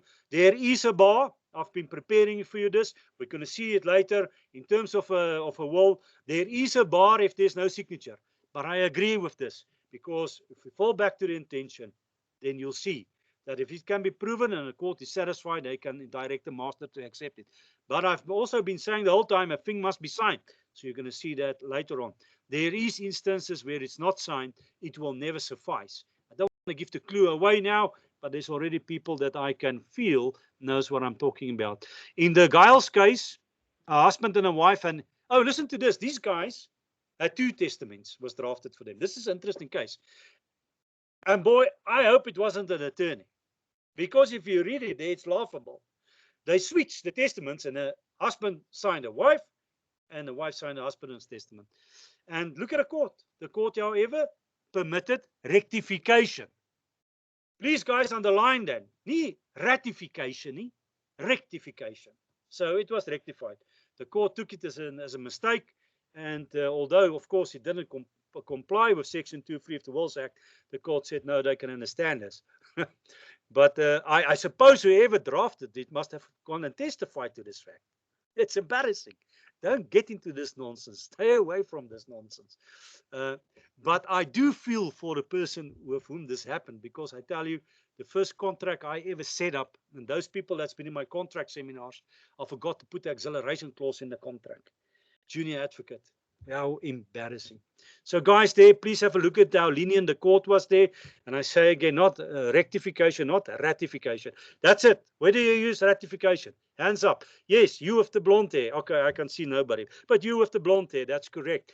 For example, when somebody doesn't have capacity like minors and they sign a legal contract, you can do a ratification later on as a legal guardian. So the girl in the blonde with the blonde hair that I don't really know actually exists was correct. Okay, I'm going crazy in here. Photocopy of a will. Yes, I'm so excited about this. Most people out there will tell you Master doesn't accept a photocopy of a will. End of the story. You got a problem. This is going to go interstate. Guys, no, no, no. That is not true. Let's have a look at cases from 2012, 2003, and 2010. In terms of Section 2.3 of the Wills Act, the court ordered the master to accept a photocopy of a will that a court found had been properly signed and executed. Just a couple of weeks ago, I had a phone call. Where's the original will? My father passed away. Now, I'm going to teach you something now. I do not keep original wills anymore. I used to. But, I also move around and I want to retire down in Cape Town. There's a lot of stuff I want to do. Then I've got to take all these wills with me. So what we've been doing in the recent years is we have the client sign for the original. And he signs that he has received. Listen to this. He has received the original. You don't want to be on the side where you've thrown the original will away. And people are going to inherit interstate. And there is no photocopy drifting around. You don't want that. So I have a photocopy certified of all of them. Although when you certify something, you must also understand there's a period of time, then the certification as a true copy also runs out. There's a lot of things going on, especially if you work with state departments. CIPC is something like 3 to 6 months. You've got to put those stamps on there again. So just take that also into regard. And in the ex parte Porter case, the court held that Section 2.3 of the Wills Act does not afford a basis for relief in circumstances in which a testamentary instrument has been duly executed in accordance with the prescribed formalities, but the executed document has subsequently been lost or stolen or destroyed, you never know, by anybody else, by the testator or the testatrix. You will not believe. People get murdered over these things. Narrow construction of excuse the pun, people die over these things. Narrow construction of the word drafted in Section 2.3 of the Wills Act applied in conformity with the interpretation of the provisions in the Becker case. Alternative relief was granted in terms of the common law, in terms of which High Court may, in a proper case, authorize that a reconstructed copy of the will be accepted by the master. There you have it. It can be done. We also see in the Smith versus Sampson case, where the application was unsuccessful, as there was insufficient evidence to substantiate the contents of the alleged original missing will. And there, Judge Traverso, he went and he said, no, I'm sorry, I'm not satisfied. I'm just not satisfied. The evidence in front of me is of such a nature that stems me to concern, and I'm not going to go for it. So, discretion of the court. There you have it. Luckily, it can now be done. And then, of course, you can also look at them in the Hassan case. You can go and study that. And then we have an amendment there. Amendment has been redefined in the definition of Section 1 to mean deletion, addition, alteration, or interlineation. Please take note of that. The first definition was very short and down to the core, but they've now tried to broaden the spectrum on that. And I must admit, there's one, the deletion, addition, alternation, interlineation. There's one addition, alteration, deletion. I remember when I read it the first time, there's one that stemmed me to concern. But in any event, that's the law, and that's the way we have to roll with it. Section 2.2 provides that any amendment is presumed unless the contrary is proven to have been made after the will was executed. All right. So again, it's court cases. If there's opposition to this, you'll end up in court. So that's a presumption. You all remember the cannabis, the daga presumption. That I think when I was a police officer, if you had more than 115 grams, it was deemed that you were a dealer. Constitutional court came and says never. But here we have a presumption. And this presumption stands. It's not unconstitutional. And it's a good presumption, actually, to a certain extent. The formalities of amending the will are contained in Section 2.1b of the Wills Act and provide that the amendment must be identified by the signature of the testator or the signature of some other person made in his presence and by his direction. There you have it. I told you. Maybe you didn't believe me, but there is what I meant. Some things must have signatures. The signature must be made by the testator or by such other person, or be acknowledged by the testator in the Bosch case, and if made by such other person, also by such other person in the presence of 2 or more competent witnesses present at the same time. Now, before I go on, I want your mind frame to go back to the testaments. When I spoke about Commissioner of Oaths, when I spoke about competent witnesses, signing in each other's presence, signing on every page, all of those things I want you to remember. Because add an amendment, and after this, we're going to go into revocation. And when we do that, then obviously the same rules apply. But here is a rule that you must abide with. You must have a signature to amend the will. Do you understand it? It's logical. Otherwise, can you imagine, oh, I don't like my father's will. I'm the only child and he's giving me nothing. Everything is going to charity. I'm going to amend it. And I'm just not going to sign it. Can you understand where I'm going with this? I'm giving simple examples. I don't want to do it too difficult. So that is important there. Please have a look at that. And the same rules right through we are going to follow. So there you have it. The amendments must further be identified by the signatures of such witnesses made in the presence of the testator, of each other, and if the amendment has been identified. And I'm not going to read further because I just told you same rules as I set out on the testaments, in each other presence, all of those things. The person acting on behalf of they must be all together. And I have an attestation clause I built into the testament. And when I do an amendment, I do that same attestation clause. Because maybe the testament was made when he was 75 years old. Now I'm 75 years old and now he's 91. Of course, I'm going to build my attestation clause into the amendment. Because there might be people that come later on. So many cases I've done on this says, no, my father was not competent. He didn't have capacity. He didn't even know what he was saying in and out of it. And therefore, we don't believe that his signature is a valid signature under those set of circumstances. There's things that you've got to think about. You've got to think about. When I deal with people and they seem a little bit off for me, then I start, asking questions and I get witnesses in to help me, and I make double certain I don't get involved in something that's going to blow up in my face. I'm not there to make people sign stuff on the foundation that I can clearly determine they don't know what the hell is going on around them. Please don't do that. You get a lot of children bringing their parents to me. In one instant, I had very old parents sitting in front of me. They were both over 80. There was a son sitting there. He was in his 30s, 40s. He's never worked his whole life. They've got assets. They've got houses. They've got a good pension fund. The old man worked his whole life. And as I'm sitting there and talking to them, he interjects, "Hey, Dad, why don't you just register the car immediately into my name?" There in the consultation. What do you think I did? Yeah, that bad side of me came out and I chased him out of there. And in the follow-up consultations, he used to sit outside in the car. I didn't tolerate it. They must be able to have capacity. They must be competent. They must be able to think for themselves. That is so important. So please have a look at those things. I don't know how I arrived there with that story, but it is practical in this field of law. If the amendment is identified by the mark of a testator, there you go, commissioner. And remember, on that amendment, there must be a certification of the commissioner. And I'm going to show you later on. Don't worry about it. On condition that an amendment is identified and properly executed in the presence of the commissioner of oaths, and then the certificate. I'm not going to say it over again. This saves us time. Precisely the same. The only difference now is we have court cases in the testament say, well, if there's not a signature and the testimony evidence is great, we can still roll with it. And the court will direct the master to accept it, but not here. Not here. Guys, please, not here. And here, I've promised you. Don't say I'm a liar. I've promised you. All right. There's your certificate for a commissioner.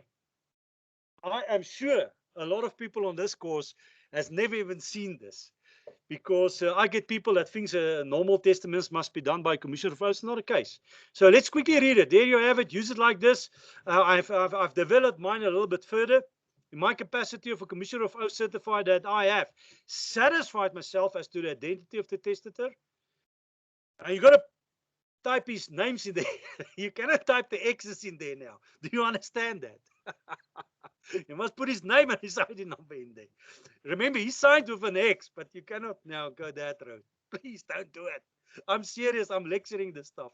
You won't believe what people do when they walk away from this. And that this is the first codicil to so-and-so's will, again, dated 26 August 2040, and that the first codicil has been read to so-and-so who confirmed the contents thereof, and the first codicil has been signed by so-and-so in the present and by the direction of so-and-so. Who's that? Come on, guys, who's that? That is the two witnesses. So you type in the full witnesses there. So in this certificate of mine, I'm happy. I'm happy. But at my attestation, but this is also we're talking about and the first codicil. So I'm not too happy. The testament is apart from this. This becomes part and parcel of the testament, and this is a codicil. So in this codicil, you will again get my attestation clause. That clause that says he's not drunk, he's not under drugs, and they get a cup of tea together and everything is fine. And it will have that certification. Of course, this certification will be in the codicil as explained here. So don't misunderstand me wrongly. Do not misunderstand me wrongly. Right, moving on. As promised, there that is. Okay, 1328. We must stay on target here. Points to note relating to amendments. There's no requirement for the certifying officer, testator, or witness, a person signing on behalf of a testator, all required to identify the amendment to sign all the pages of the will. Don't do it. Ladies and gentlemen, delegates, esteemed colleagues, don't do it. Sign every page. Sign every page. I usually bold mine in the footnotes. I've got very good people in my chambers. I'm a dinosaur. If I touch a laptop, I sometimes, it really just wants to make what it wants to make, not listen to me. I've got people that build this in for me, and everybody can sign, and I identify them correctly. Witness 1, witness 2, commissioner of oaths, testator, testatrix. I really, every page. I don't give a damn if that testament is 40 pages long. Then you can sit there and eat tea and cake and sign your life away there as long as it takes. The Wills Act does not define identify. It is suggested that a signature must be sufficiently close to alteration to acknowledge the amendment logically. An example of a certificate by use is reflected. We've already gone there. The Wills Act now intends to guide. We have said that. I'm going to move on. Don't worry. If I've said it, I've said it. The High Court may have said that the amended document draft executed by a person since die was intended, therefore intended again, order the master to accept it, and all of the other things. Now, very interesting. I have to say it is somewhere in here. I don't think I missed it. I want you to understand something. When the court is in the position that it has to decide whether it's going to accept this will and direct the master to accept the will, it looks at the formalities in the act. How many of the formalities has been adhered to? And the more formalities that has not been adhered to, the less is the chances that you're going to get a favorable verdict. Remember, positive approach by the court does not mean throwing everything overboard. So this is one of the criteria. I mean, if the total thing just doesn't comply with the act, I cannot see that you're going to get into a situation where you're going to have a favorable verdict or directive to the master. Power of a High Court to declare a will to be revoked. Now remember, we just worked with an amendment and we said there has to be a signature. I don't even have to lecture this part. Precisely the same. If we revoke a will, it's serious business. Amendment is serious business. He's changing his will. Revoke is serious business. He's revoking his will, or he's revoking a part of it, or whatever the situation might be. We cannot just have open codicils to this effect. And we have bolded examples in here for you. You must expand on these. All the examples in here is the very basic examples, except for the one I've bolded in here for you on normal wills, and we'll get to that tomorrow. So, signature, there you go. Signature is going to be of paramount importance here. And that is the one thing we're going to have to look at and make certain we comply with that. Let me just page in my book, make certain that I'm on track here. The condoning powers of the High Court provided in Section 2.3 of the Wills Act apply only where the testator is the drafter of the document, whereas for revocation purposes contained in the provision of the section, the document revoking a will could be drafted by someone else. Less formal requirements are necessary for a High Court to declare a will to be revoked than the requirements for a High Court to declare a document which does not comply with the former requires to be intended the will of the testator. So have a look at that. If the High Court is satisfied that the testator, this is your criteria. If the High Court is satisfied that the testator has made a written indication on his will or before his death, caused such indication to be made, or performed any other act with regard to his will before his death, caused an act to be performed which is apparent from the face of the will, or drafted another document before his death, caused such document to be drafted by which he intended to revoke his will or part of his will, the High Court shall declare the will or part concerned as the case may be revoked. And I'm telling you, if it is not signed, there's going to be problems. If it is signed by somebody else he instructed, what did I tell you? Go back to the requirements of the witnesses. If he makes a mark of the commissioner of oaths, make certain this thing is 100% correct. That might sound to you that it's more easy, but let me convince you, it's not that easy. Revoking a will is not that easy when it is disputed in court, and therefore that document must be right. I put it at the same importance as amendments. All right, let's go on. Points to note on a revocation. The act of a revocation must appear from the face of the testamentary document itself. It qualifies as a written revocation. The Wills Act codifies all kinds of written revocations which emanate from written documents other than the will itself. Please underline that electronically, other than the will itself, but does not contemplate an oral revocation in any form or matter. Please, guys, we cannot have an oral revocation.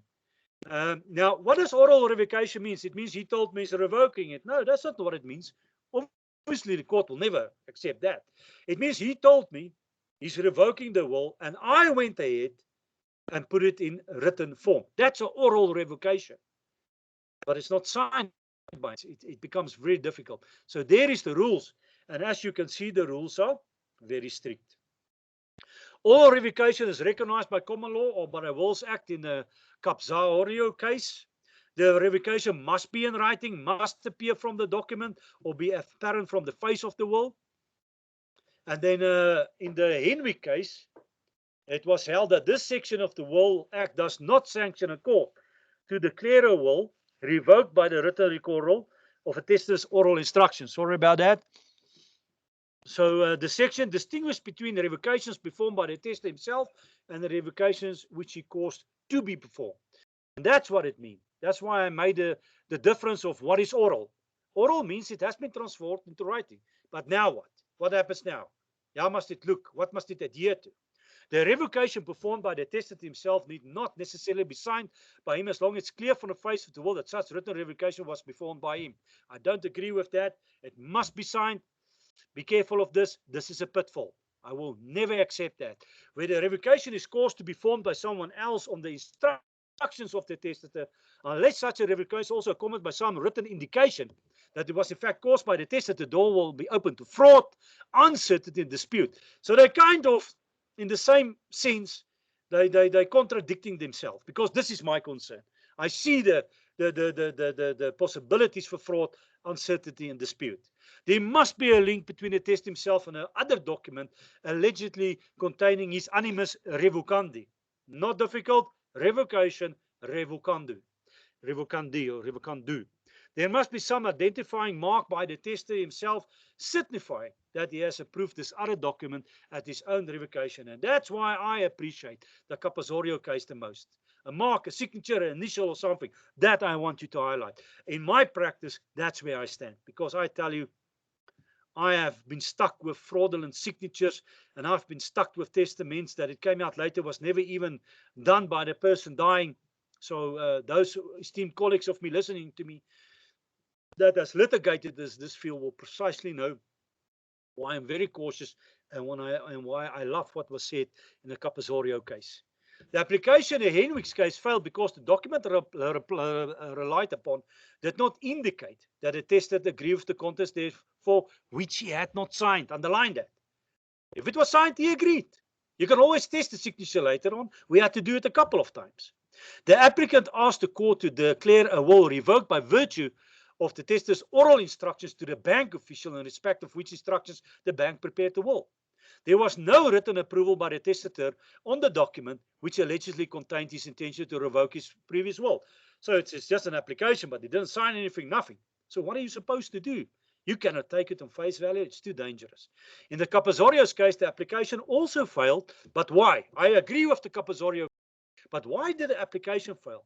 If you know court cases, for the guys out there that doesn't know how to operate, a court case that failed, the application that failed does not meet it, that does not have inherent authority. You can have 1,000 inherent authorities that is applicable to your case. The verdict most of the time has got nothing with what the court, the submissions the court made. Here the end in its ruling, in terms of the field of law it is operative in. So if you are researching court cases, you mustn't always look for court cases in terms of your case that has been won. No, you must just look at the field of law and go into the content of the court case and find your authorities there. Sometimes the court uses a court case to say something. to eventually get to the verdict of a court case. So just do that. Also write in your research when you repair heads of arguments, etc., etc. In this case, the document which the applicant relied upon was not drafted by the testator. The court held Section 2AC does not sanction a court to declare a will revoked on oral instructions of a testator. There was no indication that the testator had approved the writing contained in the ABSA trust document headed application for a will. It was common cause that this document had been filled in by an employee of ABSA Trust. And the ABSA Trust, I represented them in court about 2 years ago. The deceased had not signed this application form. The court held that there was no link between his alleged intention to revoke, orally expressed, and the document which was drafted by someone else. I rest my case. That is why I am adamant that if it is to be revoked, he must revoke it by signature or by mark or by witnesses that confirms he has verbally revoked it, because he's laying in a bed, he can only talk, but he cannot move his hands and legs. Then you must go the full length of it. And not just revocation, amendment, testament, everything. Because he can still do a testament too. Do you understand? So all of those codicils. In the Dereska case, the court found that the revocation clause in a will, now this is interesting. Here the revocation clause was in the will. That's dangerous. Because do you remember the presumption in terms specifically to the amendment that it was done after the will was signed? Now look at this. In the Dereska case, the court found that the revocation clause in a will that had not complied with the formalities of the Wills Act could only be upheld if it could be regarded as severable from the remainder of the document. Severable. Now, ladies and gentlemen, delegates, esteemed colleagues, make a note there. You all are familiar with the severability clause in a normal contract. Start using it. Start using it in a testament when you start building in clauses like revocation clauses in there. Otherwise, it doesn't really have a purpose there. If you want to go into that direction, you better do this. Because all of you that have been on my lectures, and all of you that instructed me to draft contracts for you, as the attorney of record would know, that the severability clause actually renders a document legal where we have severed the illegal clause out of it.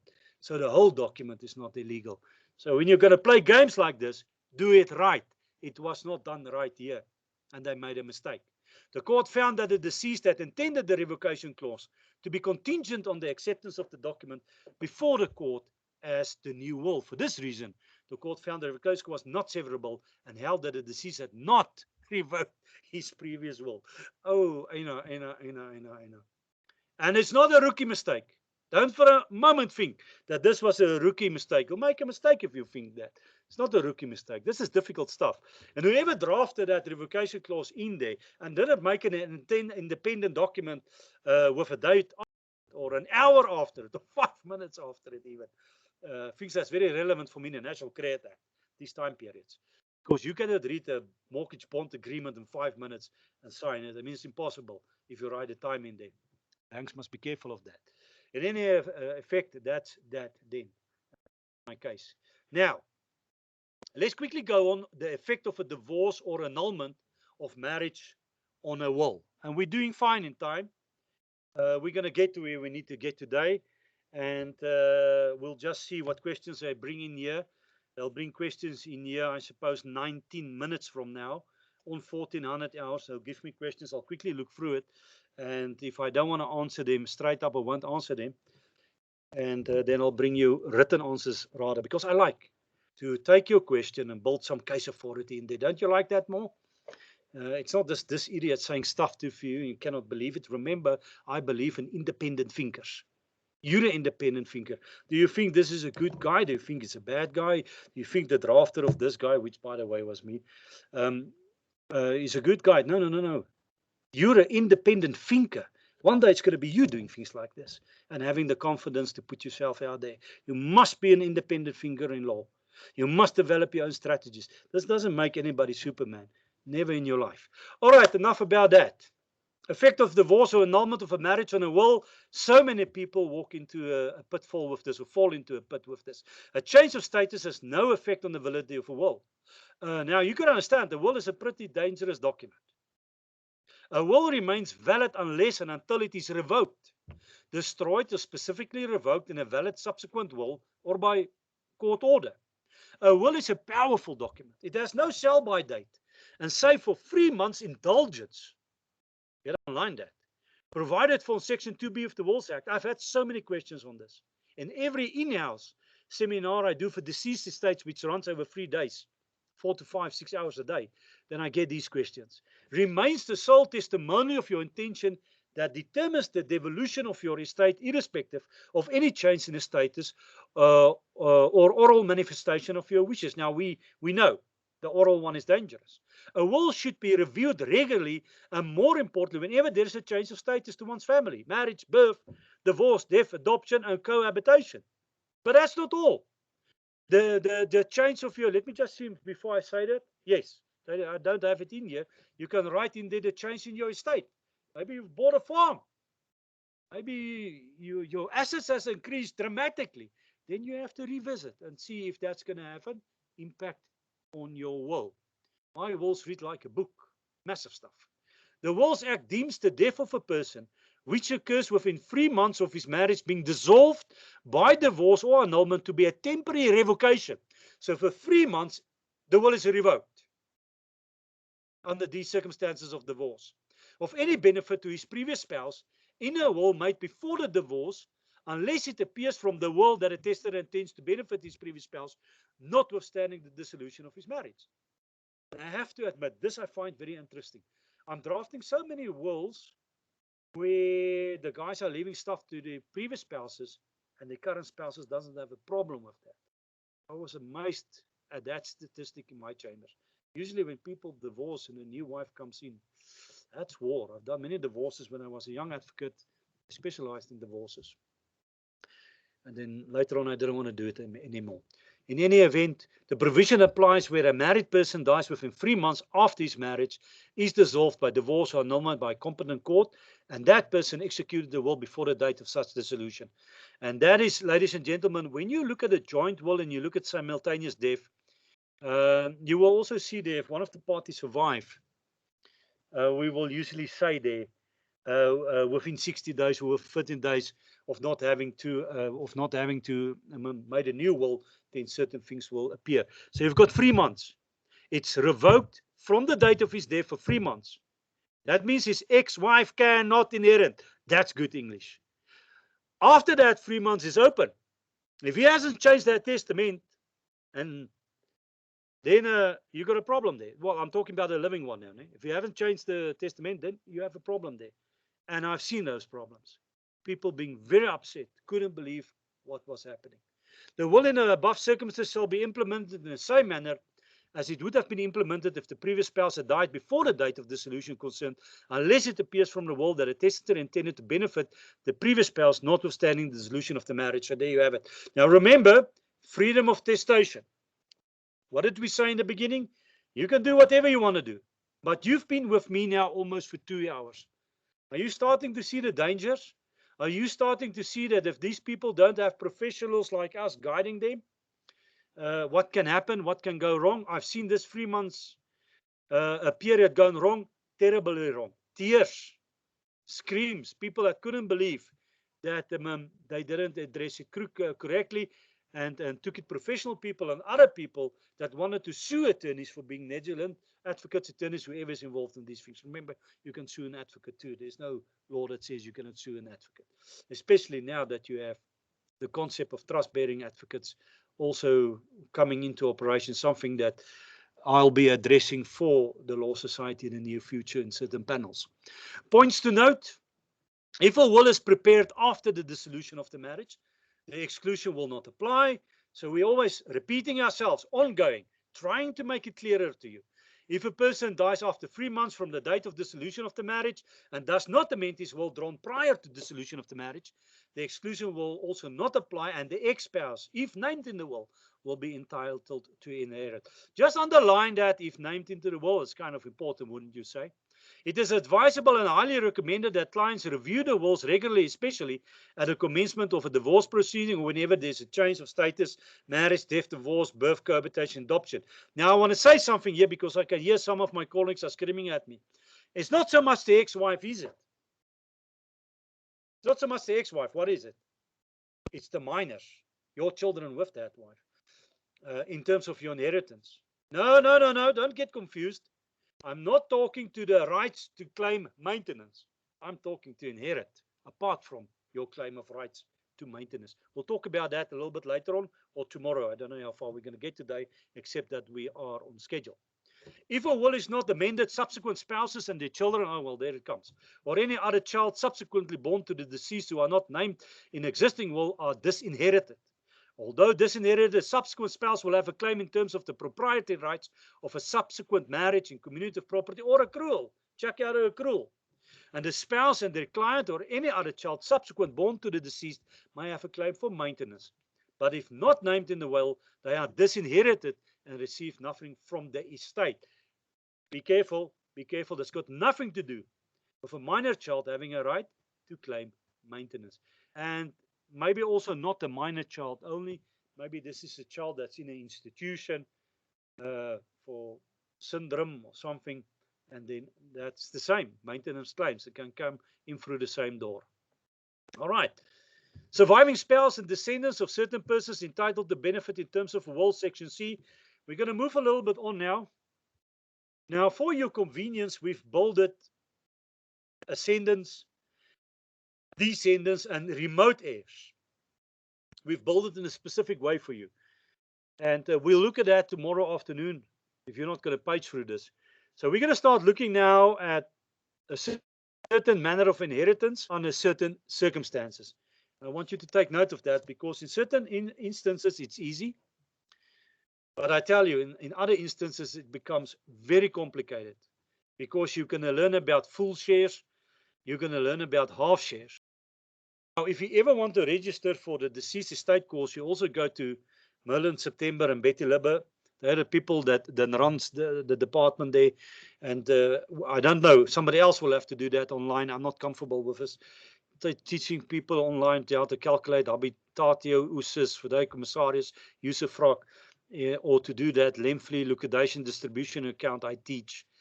And that 3-4 hours test you right in front of me on the third day.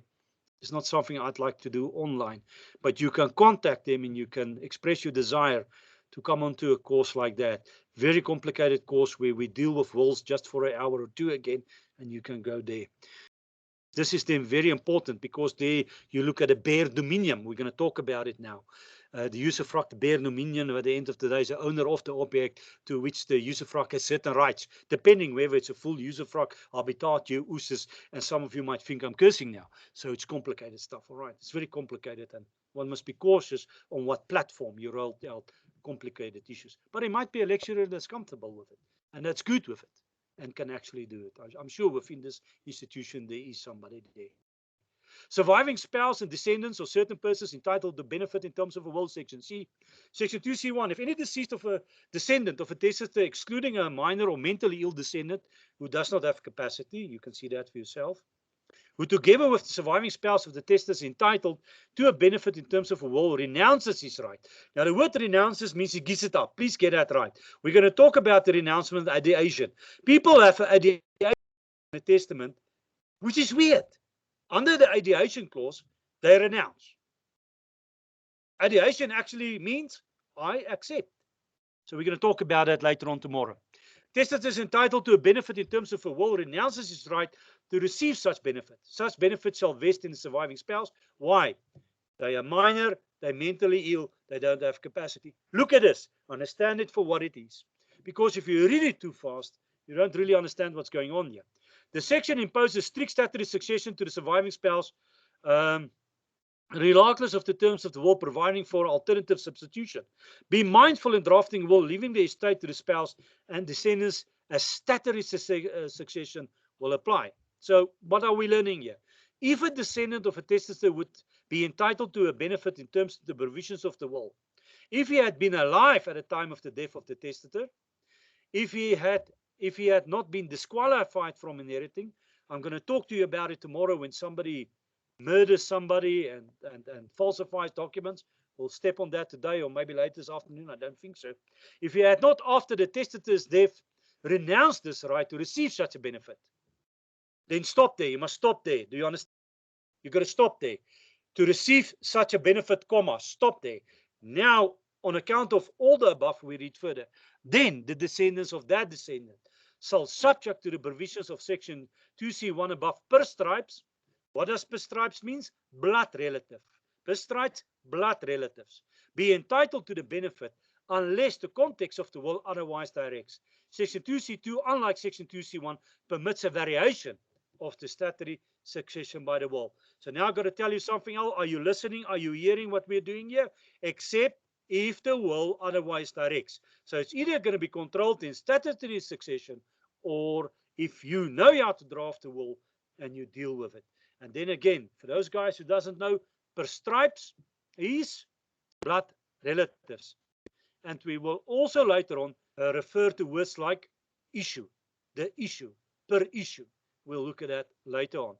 If there is a surviving spouse, if A dies, leaving his estate to his spouse and children, the Wills Act refers to any descendants who are not minders and have capacity, and one of the children descendants renounces his share of the inheritance, that share which such child descendant would have received shall devolve upon the surviving spouse.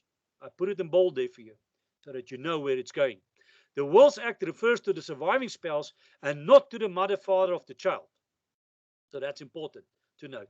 Therefore, if a legitimate child or stepchild renounces his share of the inheritance, the surviving spouse of the deceased will be entitled to the share of the inheritance that such stepchild, adopted or legitimate child, would have been entitled to. And there they throw adopted in too. We're going to show you later on how that works. Maybe I can say it now. Adopted children, illegitimate children, and so on, in this field of law, inherits normally. The only differences that happens from time to time is the full share and the half share. And we'll look at how that is calculated. 50% to 25% of what should be going wherever it should be going. Don't worry about that now. We have pictures in you to show you how that operates. Descendants of the descendant entitled to inherit, where the deceased has left his estate, to the following. A descendant who has predeceased, so somebody is now dead, they should have inherited, but they died before our client died, or the testator or testatrix dies. Or a descendant who has renounced his inheritance, is given away, he says, I don't want it. Or a descendant is disqualified for inheriting, committed a murder, a felony. So he's being disinherited by the master or the court. And then they say it works as follows. And the provision of section 2C1 do not apply, the statutory provisions, because you're working in a different environment now. If a descendant renounces and there is a surviving spouse, the section 2C1 applies regardless of the terms of the will. But if there is no surviving spouse, then in any of the above other situations, that descendant's issue, there you have it, underline the word issue, shall be entitled to receive what the descendant would otherwise have received per stripes, unless the context of the will in this situation otherwise indicates. So the will can override it. Otherwise, the surviving spouse is going to be protected. It's going to fall back to her. Somebody's coming in. Give me a second. Okay, we've got questions coming in.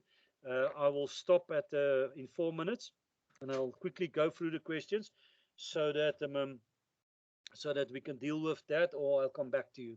I'll just tell you I'll come back to you. Let me just see, where are we? Descendants, we're on the descendants. We are there. Are we doing fine? Okay, we're going from there to there. I just need to get to a certain place before I'm going to stop. So I will stop when I have reached specifically page 20. 21, I presume. Yes. I'm going to stop on page 21 at the drafting of wills. So we still have a little bit to go. Let's get back to it, and then I'll get back to this. Thanks for the questions, by the way. And remember, we will only answer questions pertaining to wills, not deceased estates. I'm already seeing words here like habitatio and stuff. If they are not wills orientated, we won't react to them. But I will be lenient as far as possible. So we'll have a look at that. All right, so there we are. The importance of this clause is that the descendants is given the right to renounce inheritance, and the result is that the share that such descendant would have received shall dissolve on the descendants per stripes. And most of the times when it's renounces, we can work also in there equally. The provisions of this clause entitles a descendant beneficiary by renouncing an inheritance to bypass his generation and permit his children, descendants, to inherit and thus informally implement an estate planning exercise. The repudiation does amount to a donation. Just have a look there, because that has tax implications as well as specific implications towards the fact that stuff was donated. You all know about the liquidation distribution account. This is not a course about it, but that is important there. A beneficiary has an election to accept or reject an inheritance. This may not be done in a piecemeal fashion unless the will expressly gives the beneficiary the right to do so. That just means it will go through the official line, executor. Oh, by the way, guys, I know the time is running out for today, but please, I ask you, you do not have an executor on Article 18(3) deceased estate. You cannot call that person an executor. It does not exist. That is a master's representative. If it's under 250,000 rand, please, I beg of you, don't call the guy an executor. You're just confusing everybody. And some of the senior colleagues might actually laugh at your incompetence. Adopted child, adopted children are regarded, I'm going to go fast now. Adopted children are regarded as being born from their adopted parent and not as a child of the natural parent, except in the case of a natural parent who was married to the adoptive parent at the time of the adoption. In the following two cases, customary adoption was recognized. The Kiwani case and the Tibela case. We also see that the adopted child is defined in the Children's Act, a child adopted by a person in terms of any law. Please take note of that. These things has changed. When I was young, a lot of illegitimate children, adulterous children, and so on, could not inherit. But the law has changed. It has come forward. There was a lot of other rules and regulations pertaining to it. And illegitimate and adulterous children, the fact that a person was born out of wedlock shall be ignored in determining his relationship to the testator. If a testator leaves a bequest to his children, it will include the illegitimate and adulterous children. Now, children generally means descendants in the first degree. So children is my son and my daughter. What is an issue? Normally means children and further descendants. So issue can also have the same meaning as children, but normally my children and their issue. That's actually the way I deal with it, and I advise that you do the same. Bequest to a class of persons, very quickly, because I don't want you to have a heart attack, but because when we start talking about class of persons, etc., and in civil litigation, especially in America, in the medical law, this is a very interesting meaning. Class of persons is easy. My children, my grandchildren, that is a class of person. So I'm not bequeathing to Susie, Pity, Tebelo, or whoever. I'm saying my children and my grandchildren. And normally when I do that, I'm moving into per capita or per stripes, per capita. And the reason I'm saying that is we're looking at equally. All right, not so much per capita, but to a certain extent too. Unless the context otherwise indicates any benefit allocated to the children of a person or to the members of a class of persons mentioned in the will shall vest in the children or the members of the class alive at a time of inheriting. Children includes those who have already been, okay, this is important. Children includes those who have already been conceived at the time of the devolution of the benefit, or have already been conceived at that time and who are later born alive. Very important. The date of conceivement is paramount. I'm not going to read this. If the date of conceivement is after the date of death, it's out. All right, it's out. And I'm going to stop it there. Let me just see here. Maybe I should list in the second paragraph. The class is closed at a date of death. To members of the class who are alive at the date of death of the testator who have been conceived prior to the date of death, subsequently born alive. And so please, any conceivement, actually conceivement, and then born alive also, out of that conceivement of the date of death is not relevant. They will not be able to inherit, and that's logical. Because obviously it's not going to be the children of the deceased, is it? If you understand what I'm saying. Competency to make a will, section 4. We have said it. I'm not going to talk about it again. This makes me happy now because time. So if you are 16 years and older, you can make a will. Never under 16. There is no other way. All right? No other way. And if, let's go back, a witness, do you remember? 14 years. But there we have to make certain they appreciate the fact that they know what they're doing, and the same for a 16-year-old. Let's not throw that overboard. Competency of persons involved in execution of wills, that's always important. A witness or a person who signs a will in the presence and by the direction of the testator, or who writes out a will or any part thereof in his own handwriting, and the spouse of such person at the time of the execution of the will shall be disqualified from receiving any benefit from that will. All right? This does not now affect the validity of the will. Now, I've told you this. And I've seen these cases now where it is in handwriting, somebody else did it.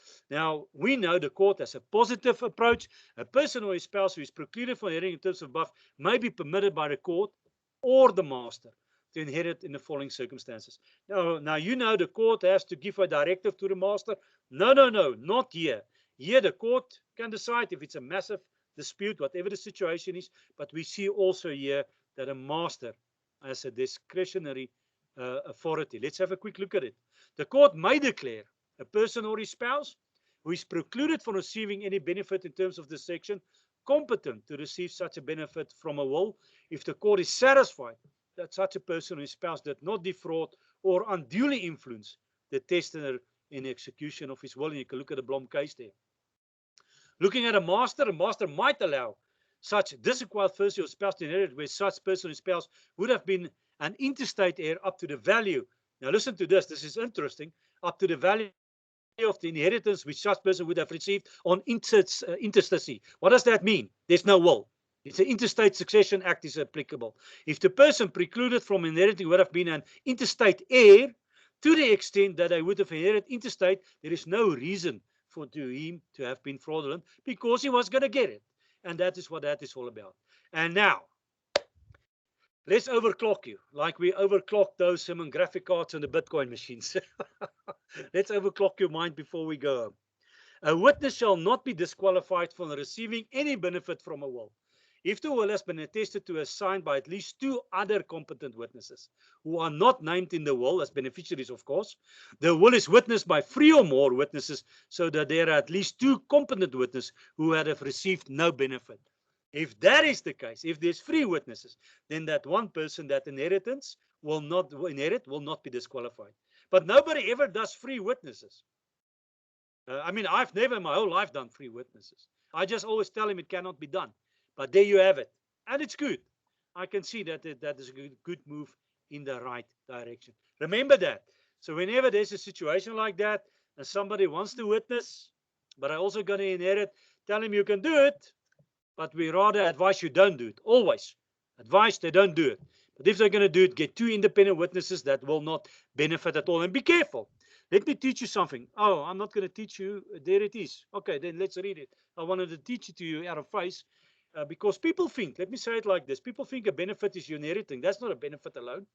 Being appointed as an executor or a trustee, that's also a benefit. A guardian, that's also a benefit. Be careful not to think that benefits is only the assets and the money you're inheriting. That's not true. Benefit includes the nomination of such person as executor, trustee, or guardian. In a court held that where a person nominated as executor is precluded under common law from taking any benefits under the will, such person is also incapacitated from being an executor within the meaning of section so and so of the Act. The master's power is limited to permit a disqualified beneficiary the inheritance he could have received on intestacy. Intestacy. I'm falling over that word this afternoon, my apologies. And now coming to the end of the lecturing for today, we're very close now. I think this is most probably the competent. The common law is going to be, yes, the common law is the last paragraph I'm going to do with you. Yo, man. I once brought an argument in the Brits court. I was defending an attorney. I couldn't talk afterwards for 3 days, and the court stopped. The adjoining court stopped. I thought there was a war going on. My voice, I'm feeling it now. Common law, last piece I'm going to do with you, the bloedige hand. The bloedige hand, we're going to look at murders. Murders, he wrote. You guys remember that? Oh, you young. Sorry, my apologies. It's just old people that remembers murders, he wrote. Common law, under the common law, the following people are disqualified from taking the benefits benefits include being appointed. I'm not going to say it again. A person who's unduly influenced the tester to give him a benefit under the will. This happened a lot on the deathbed. I've seen this so many times. I've done so many civil litigation on this. A person who is unworthy, for example, where the beneficiary murdered the testator, there must be blameworthiness. Where the killing is justified, like in self-defense or whatever, there is no disqualification. But obviously, you'll have to get that wording or the GO, a certificate from that docket. I was a captain in police service years ago, so you're just going to have to prove that it's finalized and what the situation is. Where the killer was mentally disturbed at the time of the killing and not criminally responsible for his action, he is not precluded from inheriting. Yeah, it's a tough one, but okay, I suppose I get it. There's no accountability, but wow. A spouse married in community of property is not precluded from taking his half share of the marriage where he wrongfully caused his spouse's death. Yeah, that's logical, but it's important to see that he will still be able to take his own part, even if he have to sell it to pay for his defense or whatever the situation might be. The survivor's half share accrues by virtue of their marriage and is not forfeited by his wrongful conduct, but he may not inherit from the deceased spouse share of the estate. So that's logical. A person who has concealed the will of a testator, boys and girls out there, I don't know why I said that, delegates, ladies and gentlemen, I'm tired, esteemed colleagues. A person who has concealed the will of the testator, this happens so much. So many times we have been contacted for those copies, and they know who took it. They know who took it. The Durban and Coast Local Division of the High Court extended the maximum, de bloedige hand erft niet.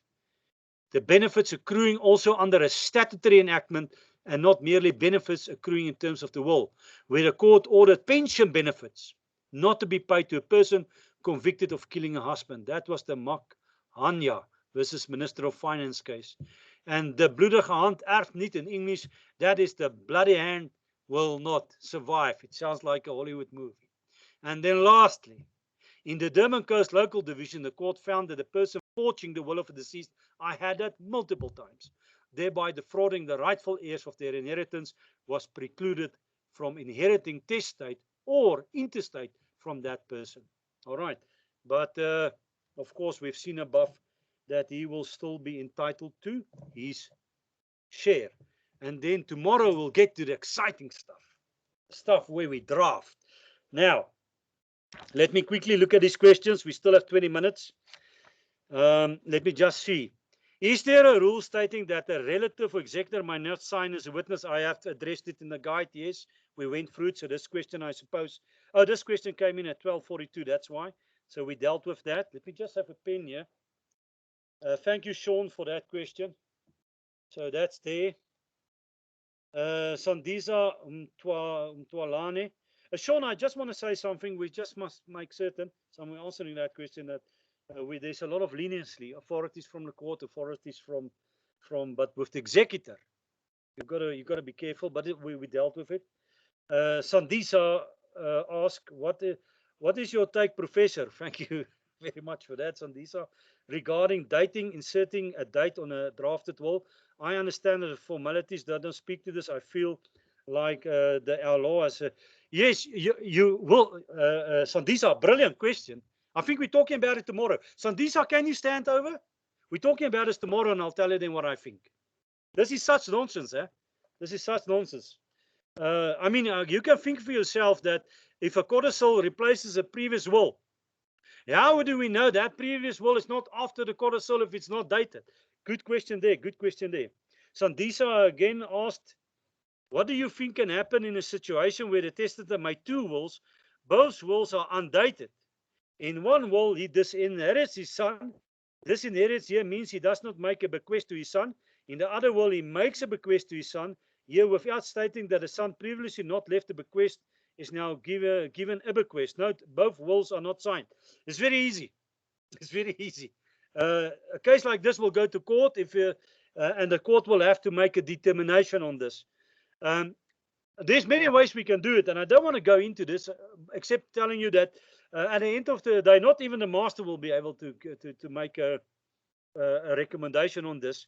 because I can see the heirs are going to fight with each other, because obviously some heirs will say this and other heirs will say that.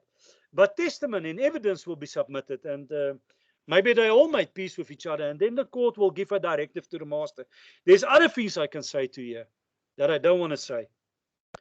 In the days when we wrote testaments with a pen, we can look at the ink and the date of that, but I don't want to go into that, because you can have a testament on your computer, an old testament, and now you print it.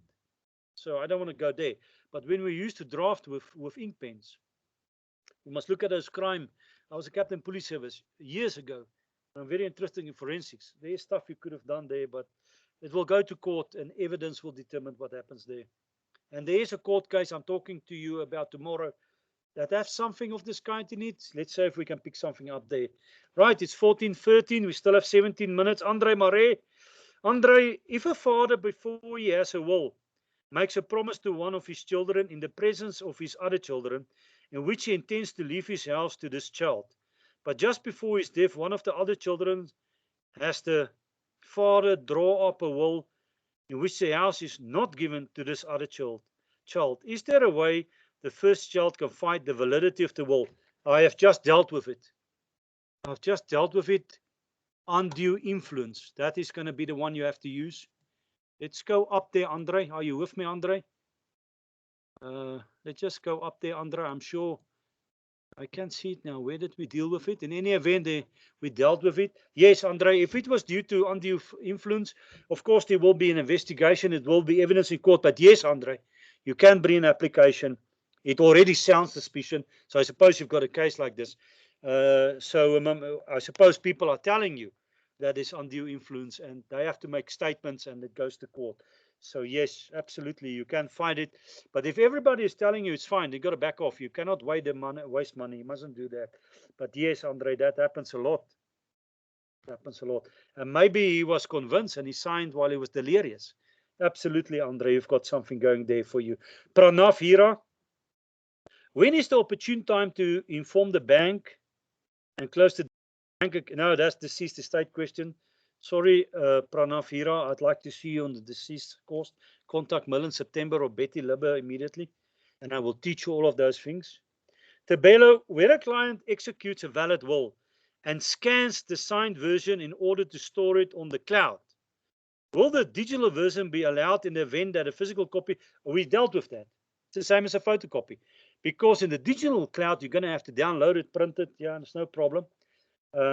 It's no problem. They will ask the court to, and if there's no opposition to it and arguments, yes, we dealt with it.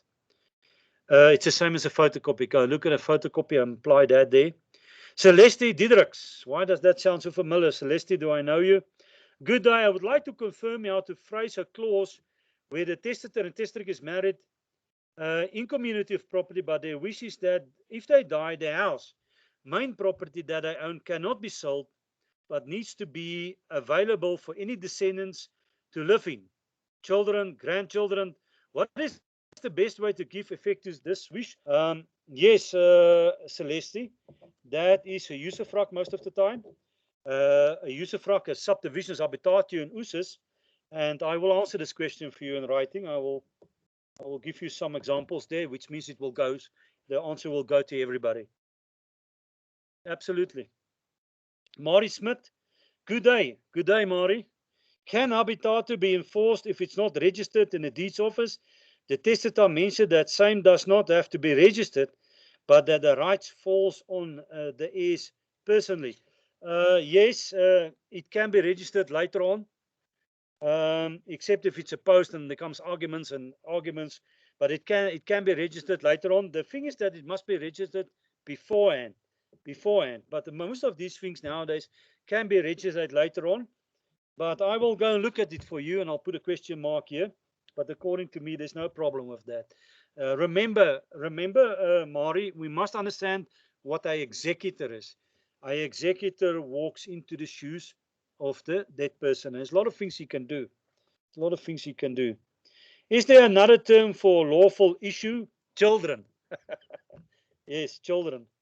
I don't want to go per stripes because all children are not blood relatives, so I'm going to be cautious of that. Ryan Berkner. How enforceable is a will in other jurisdictions where the tester or testator has money invested overseas is subject to the laws of same? How should drafting in the will incorporate the above for the executor? Laws are enforceable everywhere.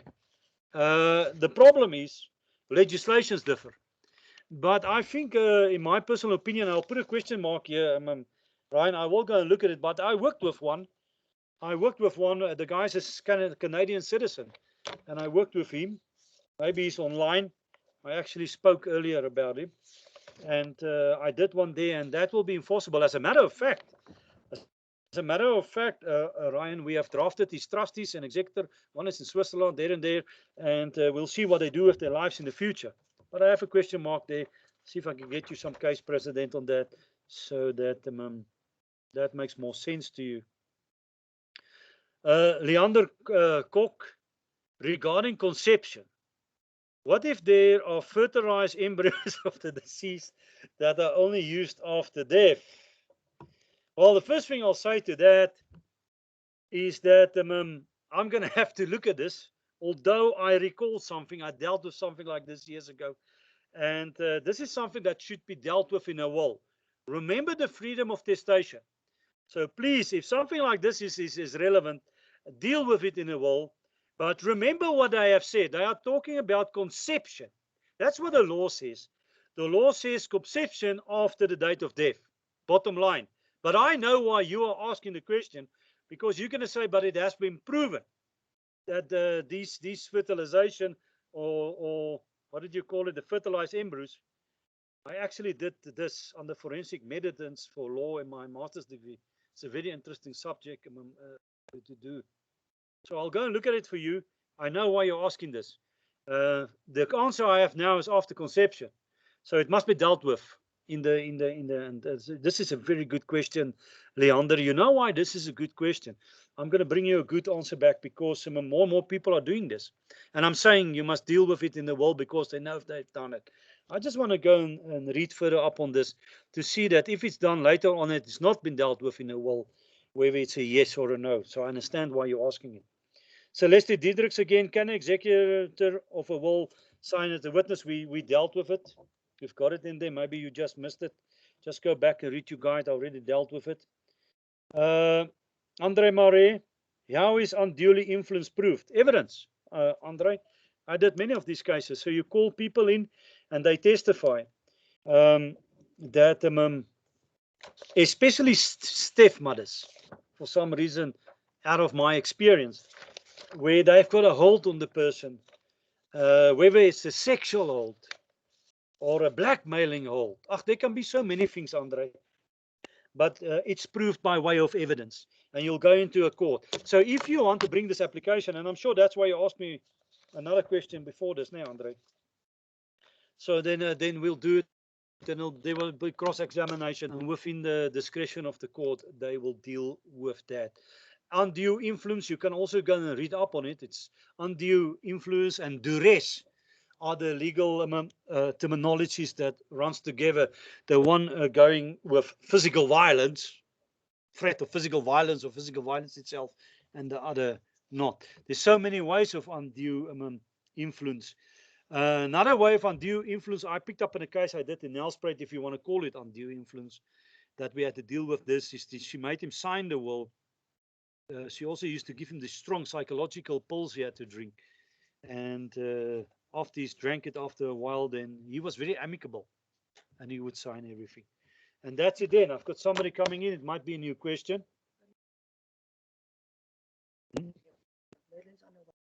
All right, we're still waiting for one question. Merlin is on her way. That's 9 minutes, and then I'm going to log off. Tomorrow's another day. And while we're waiting for that question, this is a question. This has been fun for me. It's always fun for me. It's always fun for me. And I don't know everything. You've got to be an independent thinker. And thank you for the questions. I love these questions. It shows me you're enjoying it. You want to know more, and you are participating, and so on. So that's always enjoying to me. But you must have a passion for your work, guys. And a passion for your work means you have to read the thick books. You know what a thick file and a thick book is? It's those beautiful books that cost you thousands of rands. You've got to go and read it. That's the only way you specialize in your field. and you go on to courses like this. Because this course is online, we're trying to make it easy, but it is complicated, really complicated. So yes, just waiting there for Merlin, and then I'll see you guys tomorrow. You mustn't log off. If you log off, you can have a certification problem, which means you don't get a certificate. And while I'm on that subject, part-time for years I've been with this institution, and what a brilliant institution. I'm sure you learned something today, even if it's something small, or maybe you learned a lot. And the certification, the certificate you get, I always give them out in the classrooms. It's always fun for me. It's very good certificates to promote yourself in the future. And of course, my senior colleagues, we're not so much interested in certificates anymore. It's just to bring you back to the core values. And of course, to the changing law, And we always try, when we draft these documents, to stay abreast of it. If you know of something that has changed and I have addressed it wrongly, you're more than willing to send in an email and we'll fix it. I don't care. We might have titles, ladies and gentlemen, but not a chip on the shoulder title. We're just people. One day our titles is going to mean nothing to us. So let's care about each in a whole different way. All right, I'm still waiting for Merlin. And I will log off after that question, even if it's not 14:50. And yes, we made it, didn't we? Yes, there was a lot of information coming out of there. Here is Steph. Let's quickly see what we have here. Leandri Kok, conception, can the executor undue influence? Andre Marais, if you as a legal practitioner approached by a children, heirs of a person who had a will drawn up many years before with a company as executor and want you to act as executor, how do you go about to be appointed executor? That's a question for deceased estates. Andre, you must come on that course. There's an easy way of doing that. And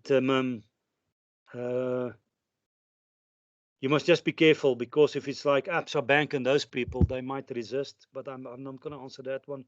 That's got nothing to do with the drafting of wills. Leandri Kok, not that I don't appreciate your question, Andre. We must just answer it in another forum.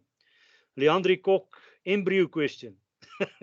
Seriously, Leandri, say the deed is sudden and there is no time to amend draft will. Please work that into your research. I will try my best with that. Leandri Kok again. And in case I've missed it, video recording of a will, is that allowed? Yes, I do that. In the event that, say, the person has cancer and is unable to draft, sign a will, the Spirit Act, yes.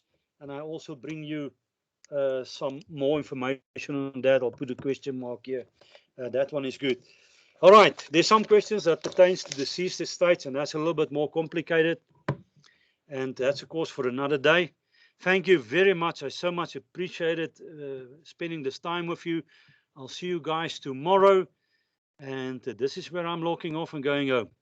Enjoy your afternoon. Stay safe. And remember, COVID is still not over and is real. The other day, I put diesel into my vehicle and my son asked the attendant, why are you not wearing a mask? And so we don't wear them anymore. Wow. Okay, guys, I'm out of here. See you tomorrow.